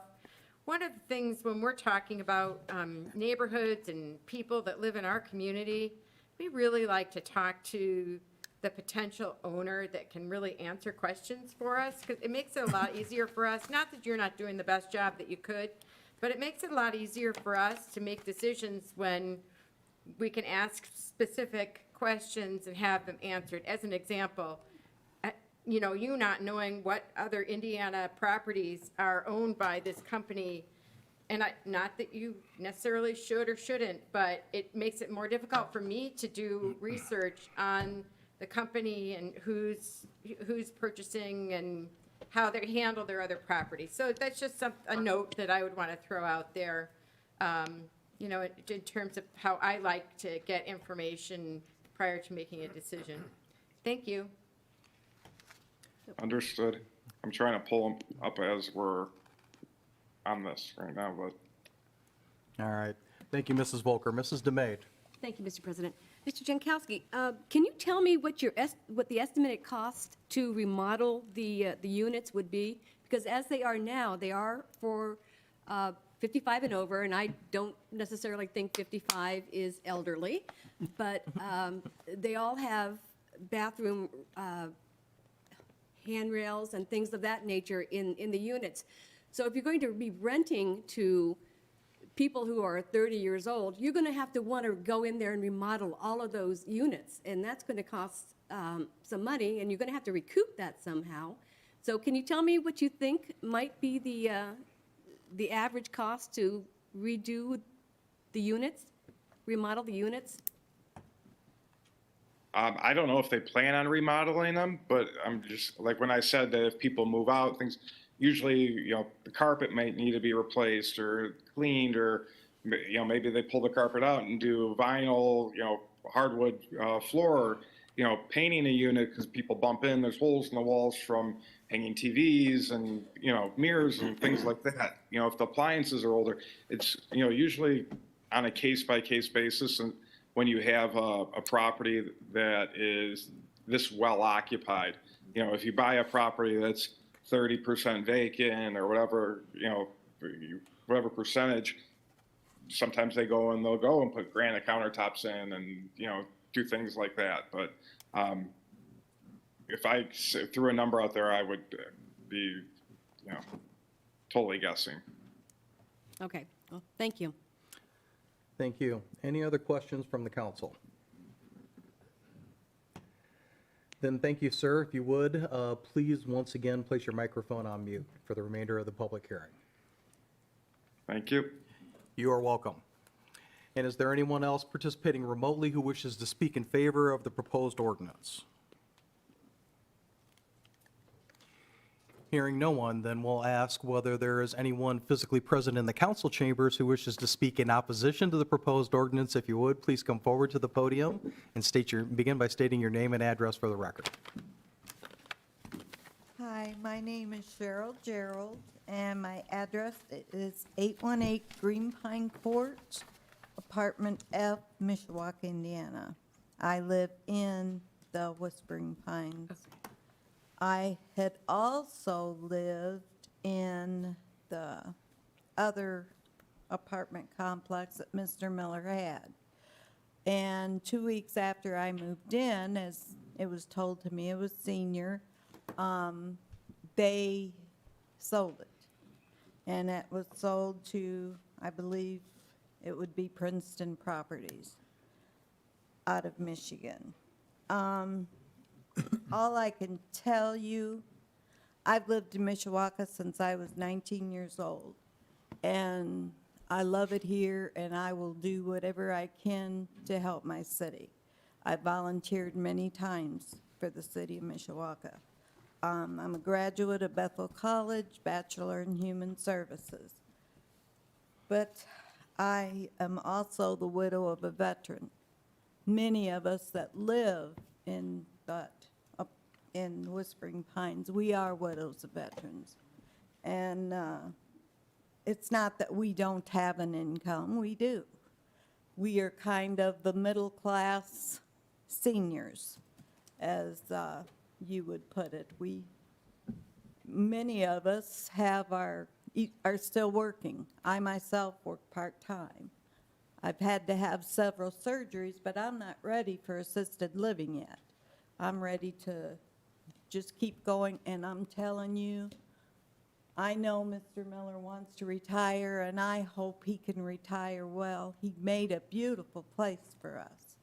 It is so peaceful and quiet, and we have our little dogs that we can walk with no fear around that area. We love it there, and we're going to stay as long as we can. But what happened when Mr. Miller's property sold to Princeton Properties, we had grandkids within 2 weeks flourish into the living with grandma because mom can't handle them no more. So they're coming in to stay with grandma that has 2-bedroom apartments. I saw drug deals out my windows. I saw we had a murderer on the property living with his mother. I got to see the SWAT team in action when they came for him, and I was quite impressed. But I'm just saying, these are things that happen when you have an apartment, like ours is in the back by a cul-de-sac, and if there's gonna be trouble, that's where it's gonna be. We're just not far from Hickory Village, and I just don't see good things happening there if the seniors are taken out of the equation. I hope that we can stay senior. Again, I thank Mr. Miller for the nice place he gave us to live. We love it there. We don't want it to change. Thank you, ma'am. Are there any questions from the council? Thank you. Thank you. Is there anyone else physically present who wishes to speak in opposition to the proposed ordinance? If so, please come forward.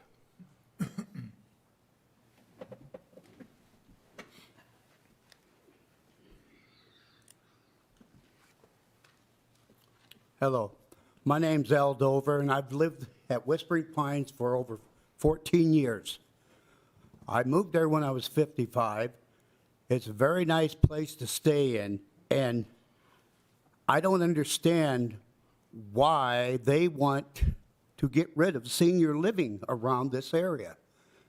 You know, if they think they can just bring people in, have it open to any age because they'll get their money and not from the seniors, well, let me tell you, there's a lot of people that are 55 and a lot of them that are older that have the money to live somewhere, and they would like to spend their last lives with other people around their age.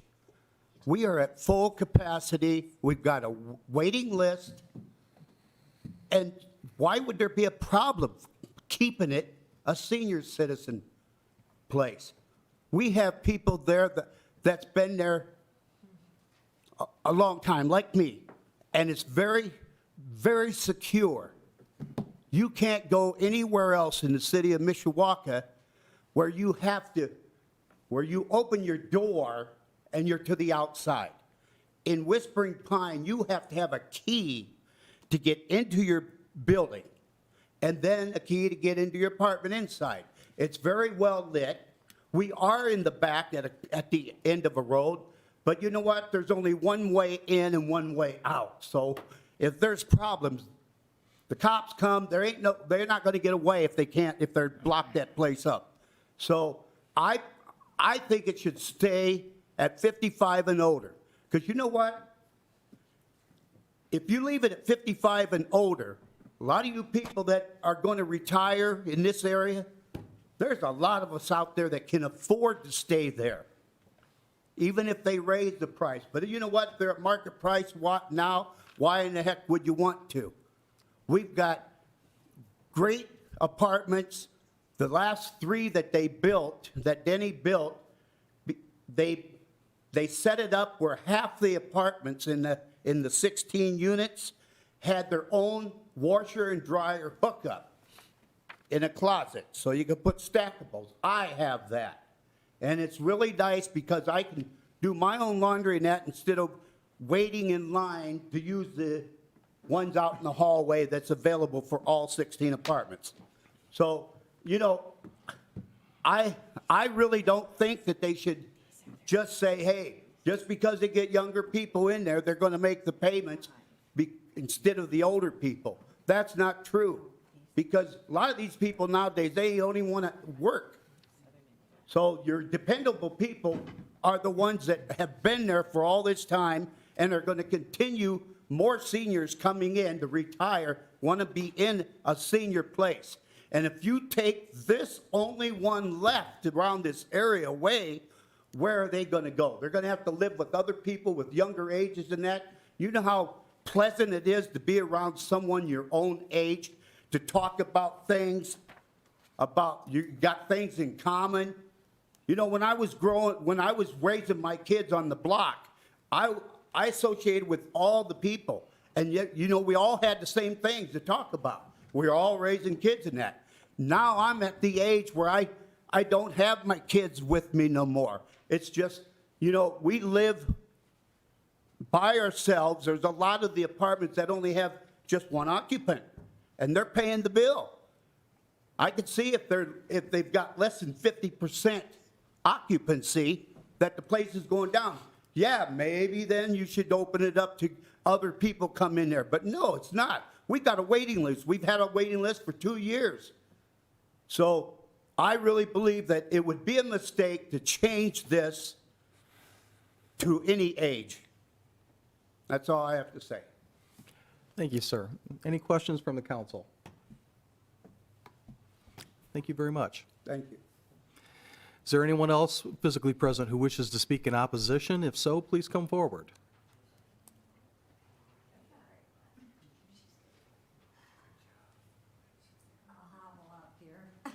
You're doing fine. My name is Linda Platts, and I live at 801 Spruce Court, which is the other name of the street besides Green Pines, Whispering Pines, Mishawaka, Indiana. I've lived there for 1 year, and it'll just be 1 year. I had lost my husband, a veteran, and I lived in Edwardsburg, and I decided I wanted a more safer place to live by myself and not as much work, the yard, snow, all that stuff. So I looked all over for an apartment, and I had a deposit in at Remington Court, which is pretty nice, and then I had one at Whispering Pines. So in the meantime, I had to go to California to wait till I got an apartment and sold my house. So Whispering Pines called me. So within a month, I got in, and I love it. It's very secure. My family is very happy about the security of it. And it's very easy and mobile for people with problems. They even have a little elevator for the second floor. And I just love it. And I think it should stay that way because I don't know of any other place like that in Mishawaka, even if I paid more money. People say, well, there's this place and that place. And yes, but they're also HUD. I don't qualify for that. And also, they're either assisted living or nursing homes, and I'm not ready for that yet. So I think Whispering Pines is really the only place here for what we have. I mean, it's a senior community, handicapped, adaptable, and safety. So I hope that we can keep it that way. Now, I realize prices are going up, just like your budget meeting tonight, and it's not going to change. So I think we probably will have to pay more money. And but that's a different thing that has to be sorted out. And I would be willing to help pay a little bit more on my rent, because if I have to move, I'm going to have to pay more. So it's not going to make any difference. So that's what I have to say. So has anybody got a question for me? Yes? Thank you. Mrs. Volker. I just wanted to tell you, I'm really happy to hear from people who live in Whispering Pines, because the information that we received via email today was from people who lived outside of Whispering Pines. So I just wanted to say thank you for people that live in the community for coming here tonight to talk with us. Thanks. Well, can I ask what people outside, are they for or against? I don't know them, so it doesn't make any difference, just curious. It wasn't favorable. Oh, really? Wow, that's sad. No, meaning that they like it the way it is. Yeah, well, okay, yeah, that's right. Because we have that. We have. What's their address? That's great. We have this other place behind us. I live by the water, the ducks and the geese. Anyhow, and in the summertime, I'm glad there's a fence and all that wood over there, because it's quite interesting. And I'm glad I don't live over there. So I hope ours never becomes like that. Thank you. Other questions from the council? Thank you, ma'am. Is there anyone else who wishes to speak in opposition to the proposed ordinance? Please come forward.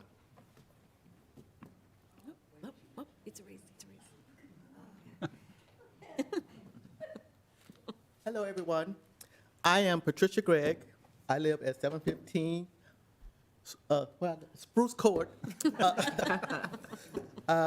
Apartment E, and I was chose to be the spokesperson for that unit.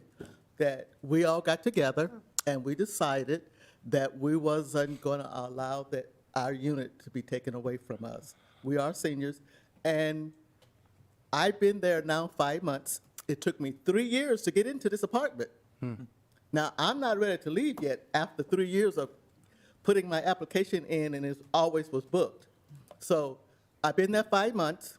I have enjoyed every moment of it. My son and my daughter loves it, and they said that since it's so secure, they don't have to worry about me being around other places and other people and all the chaos that goes on. And the rest of us are the same way. We wanted to stay 55 and older. I raise kids. I have grandchildren. I have great-grandchildren. I want to see them when I want to see them, and not before, okay? So that's why I moved away from the city. I lived in South Bend. I owned a home. My husband passed away. So I sold my house in order to downsize, to come where I can just sit up and relax. Don't have to pay nobody to do my snow. Don't have to pay nobody to cut my grass. All I have to do is pay Mr. Miller or whoever for my rent and my utilities. And I enjoy that. So we would like for it to stay 55 and older, you know, because we've been there, done that, you know. And I'm sure everybody loves their children and their grandchildren like I do, but time out. So hopefully your council member will take it in consideration. We're seniors. What are you going to do? You're going to throw us away? Just throw us away? No, you're not. I know you love us. Thank you. Thank you. Any questions? Any questions from the council? And Thank you, ma'am. Mr. Higginbotham, Yes. the last time I was here, You had that really nice hat on that was had a very really nice sparkly, hat. and you were very gracious about taking it off, so I remember that. all Thank right you. then. Thank you, ma'am. Is there anyone else who wishes to speak in opposition? Please come forward.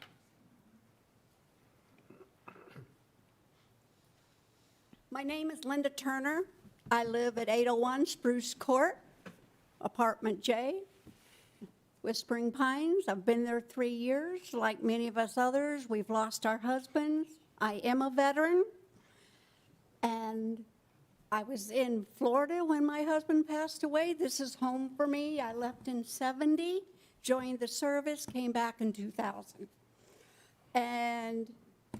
But then we went to Florida when we retired, and of course, I lost my husband. So then, I knew I had to come back home to family. I've had too many medical problems. I have a family member that basically takes care of me, and we live close by because they're always at my house apartment at least once or twice a week. And some of the things we've been hearing has been scary. We've heard, for example, our rent minimum is going up $400 as soon as these people move in. I don't know about you folks, but if your house payment went up $400, I don't think you'd sit by and not say a word. Now, granted, we know that when they move in, they're going to do what they want to do, and we understand that. We don't want to move. We want to keep it a seniors community. We love children. I have children, grandchildren, great-grandchildren. But because I'm prior military, they live all over the country. So we FaceTime on the computer. So I don't have much family here. And my caregiver, I couldn't ask for anyone better, who is my sister. And we live 5 minutes apart. So when this thing goes off and she's trying to make a beeline to my house, I'm hoping she's not in an accident trying to get to me. If I went anywhere else, I'd be much farther away and pay a lot more. And I know there's lots of us in this room that, yeah, we might be able to go up to 1,100 if that's what they're going to do. but some of the people can't. And instead of a waiting list to get in, you're going to have people leaving. And seniors need a place to be. Veterans need a place to be. And the people that own it now have been wonderful. We couldn't ask for better. And our manager in the office is the best. They treat us like human beings. They treat us like we're friends. We talk a lot with all of them. But some of the rumors, it's enough to give somebody a stroke. So, if I can say anything, please don't change it. Thank you, ma'am. Any questions from the council? Thank you. Is there anyone else who wishes to speak in opposition? Please come forward.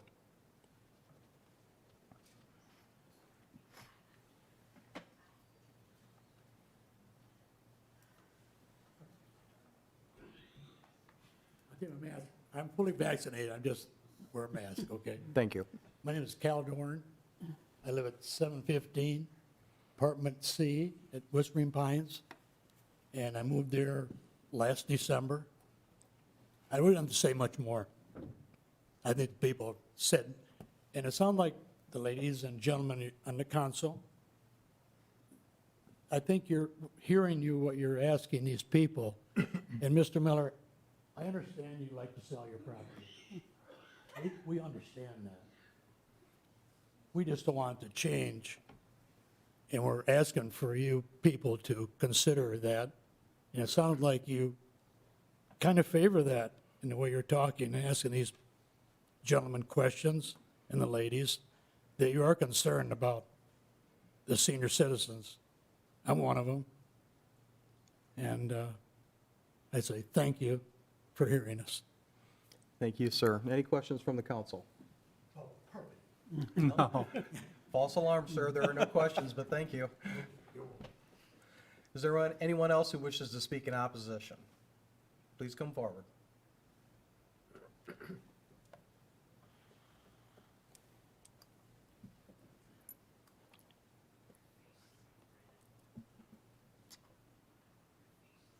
Anthony Hack, 722 Green Pine Court, Apartment K, Mishawaka. My wife and I have been here for 7.5 years. Right now, I got 2 herniated discs in my back, and they said surgery may not cure. And my wife is the last stage of MS. And when we left Michigan City, we went everywhere over there. Nobody had any sidewalks or anything for you to wheel your wheelchair up. And when we come over here, we fell in love with this place. And they've been very nice to us. And I just hope that they don't take the senior out. Because my wife and I, she got in an accident, so shouldn't be telling that. But she got in an accident June 1st, and we had to get another car. So now we're scraping the barrel to make it. And nobody's told us if we're going to have to pay property taxes, if we're going to have to pay water and sewage. All I pay right now is electric and NIPSCO gas. So we don't know. We're lost out here. You know, it's just like throwing us to the wolves. And I hope you people realize that and take that into consideration, that, you know, we are human beings and we're not out here lying to anybody, trying to make a point. Thank you. Thank you. Any questions from the council? Thank you, sir. Then is there anyone else physically present who wishes to speak in opposition? Please come forward. Hi, I'm Annie Young. I live at 3005 Remington Court, Apartment B, Mishawaka, Indiana, 5 minutes from Whispering Pines. Yes, that's my sister. And you've heard what they've said, and I have to agree. It is vitally important. I've been a home caregiver professionally. I've worked in nursing homes and assisted living, now retired. And Whispering Pines is the step before the nursing home. And a lot of people they're not ready. They don't want to go there. My sister would probably have to be in one, if not for Whispering Pines. It's very important, and the most important thing is it's secure. The doors are locked. It's a nice little community. There is no place else. In Mishawaka, I don't even know if there is in South Bend for 55 and older like Whispering Pines has to offer. So it would be a really sad, sad shame if they lost it. And I appreciate that a lot of you are sounding like you understand that. So I guess the most important thing is put yourself in their shoes and understand where they're coming from. And again, I understand you want to retire, but find somebody who will keep it 55 and older. It would be a shame to lose that part of Mishawaka. The world is so crazy right now. And even Mishawaka is starting to have more problems. But this community needs to stay intact. Thank you. Thank you. Any questions from the council? Thank you, ma'am.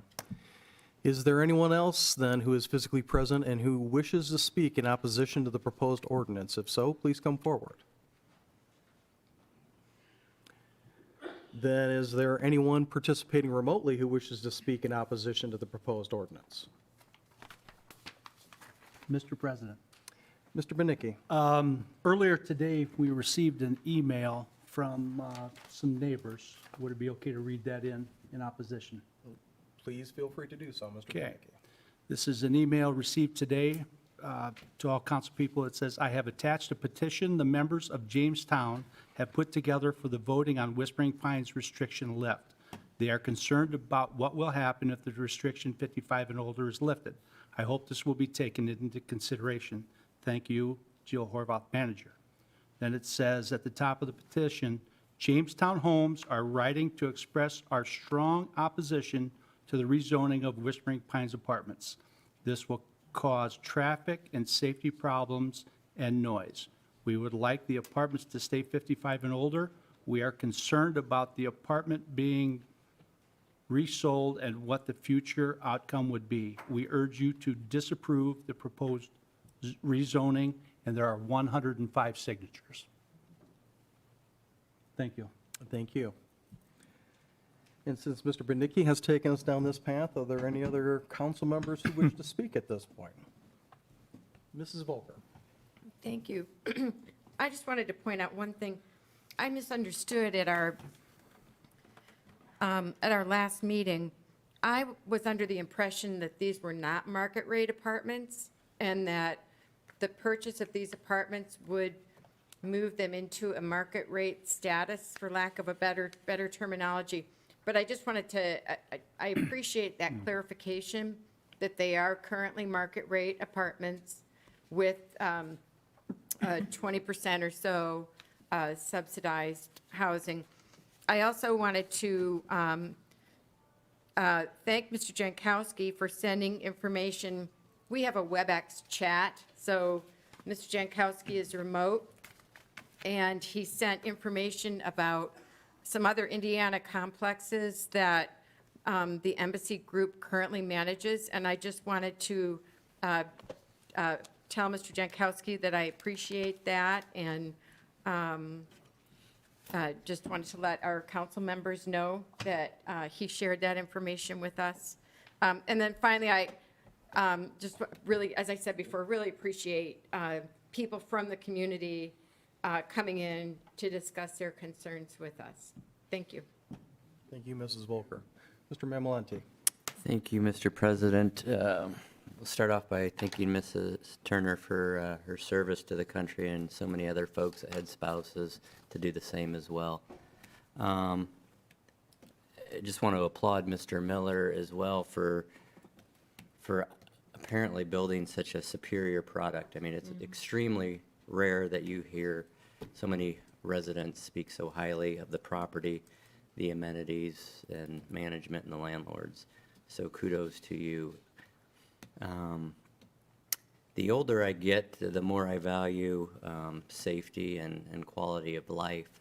And I know, at a younger age, I may have some more options than some of you folks in terms of income and ability to move and adapt.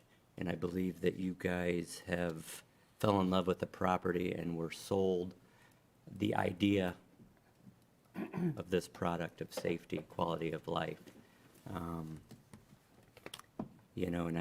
you asked for us to put ourselves in your shoes. And I have, and I envision my mother coming up here and speaking.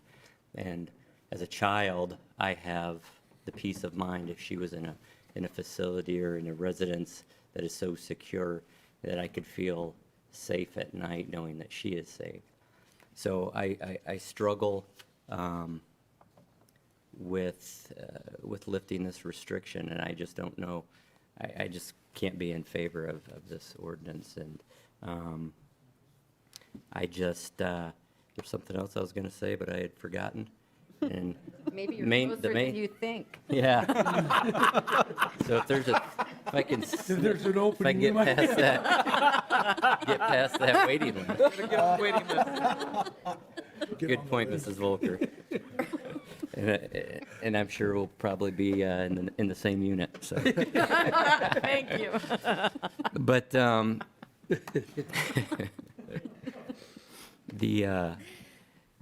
again, Mr. Miller, I understand that you want to retire as well. I think just from the word of mouth and what these folks have said about this property and the management and 100% capacity and the 2 to 3 year waiting list, I don't think that this property will have an issue selling. If you have a great product, it will sell, and it sounds like that you do. So, in the fact that I would not want Mr. Dover to wrestle me, since he's a state champ and all, I am not.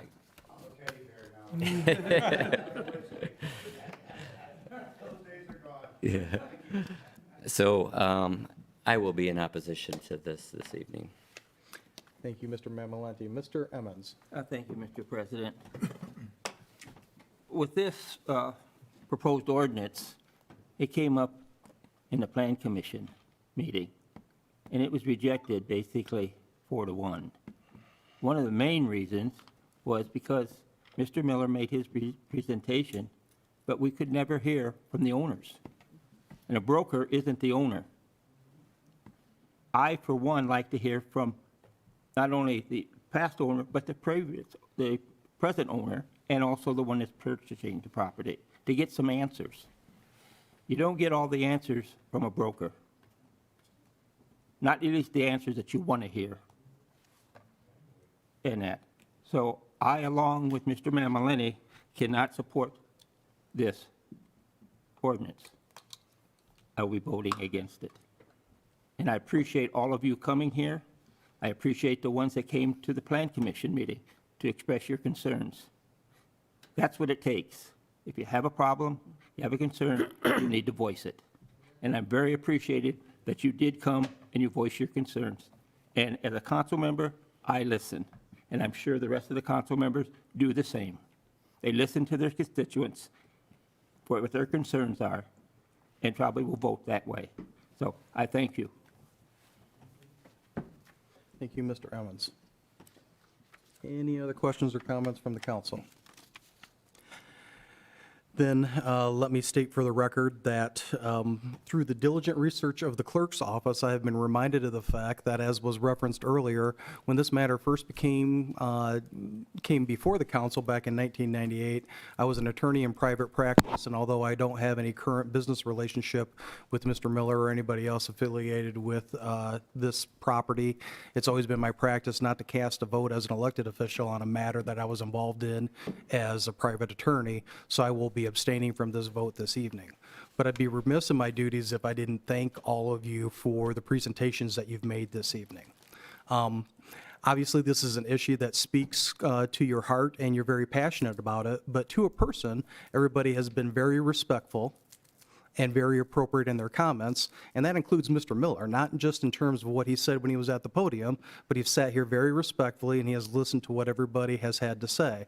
And whatever the outcome here, I think you're all to be congratulated for providing those who are here, and hopefully those who have witnessed this, with a little bit of a civics lesson with regard to how passionate issues should be handled, whether it's on the national or the local level.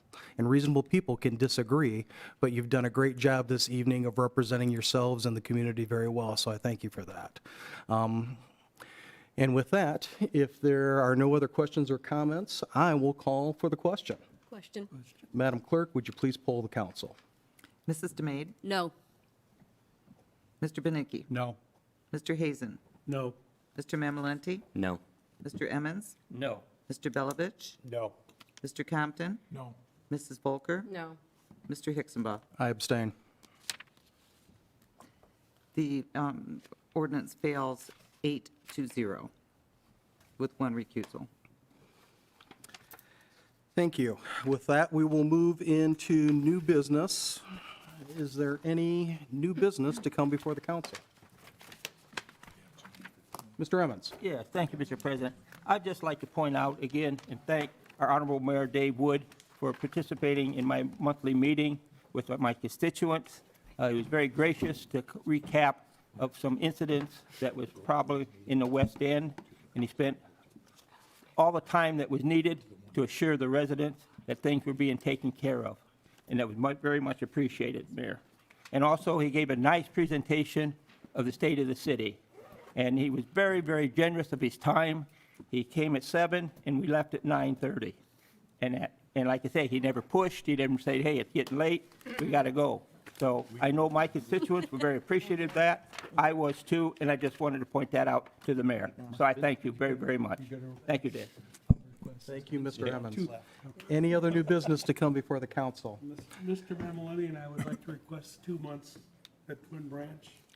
Yeah. 4 Yeah. hours each. Back to back. We will let you gentlemen fight that off off the floor. Any other new business to come before the council? Then before we wrap up, let me announce that in order to facilitate the submission to the council of additional applications for our appointment to the School City of Mishawaka Board of School Trustees, we are going to extend the deadline for interested members of the public and the community to submit an application to us. The deadline will now be extended until Friday, October 29th at noon, which is this Friday. So again, we will continue to accept applications until that deadline and then move forward with interviews and selections of applicants for that position. And if there is no other new business to come before the council, a motion to adjourn is in order. So moved. So moved. We are adjourned. Thank you, folks. Signs before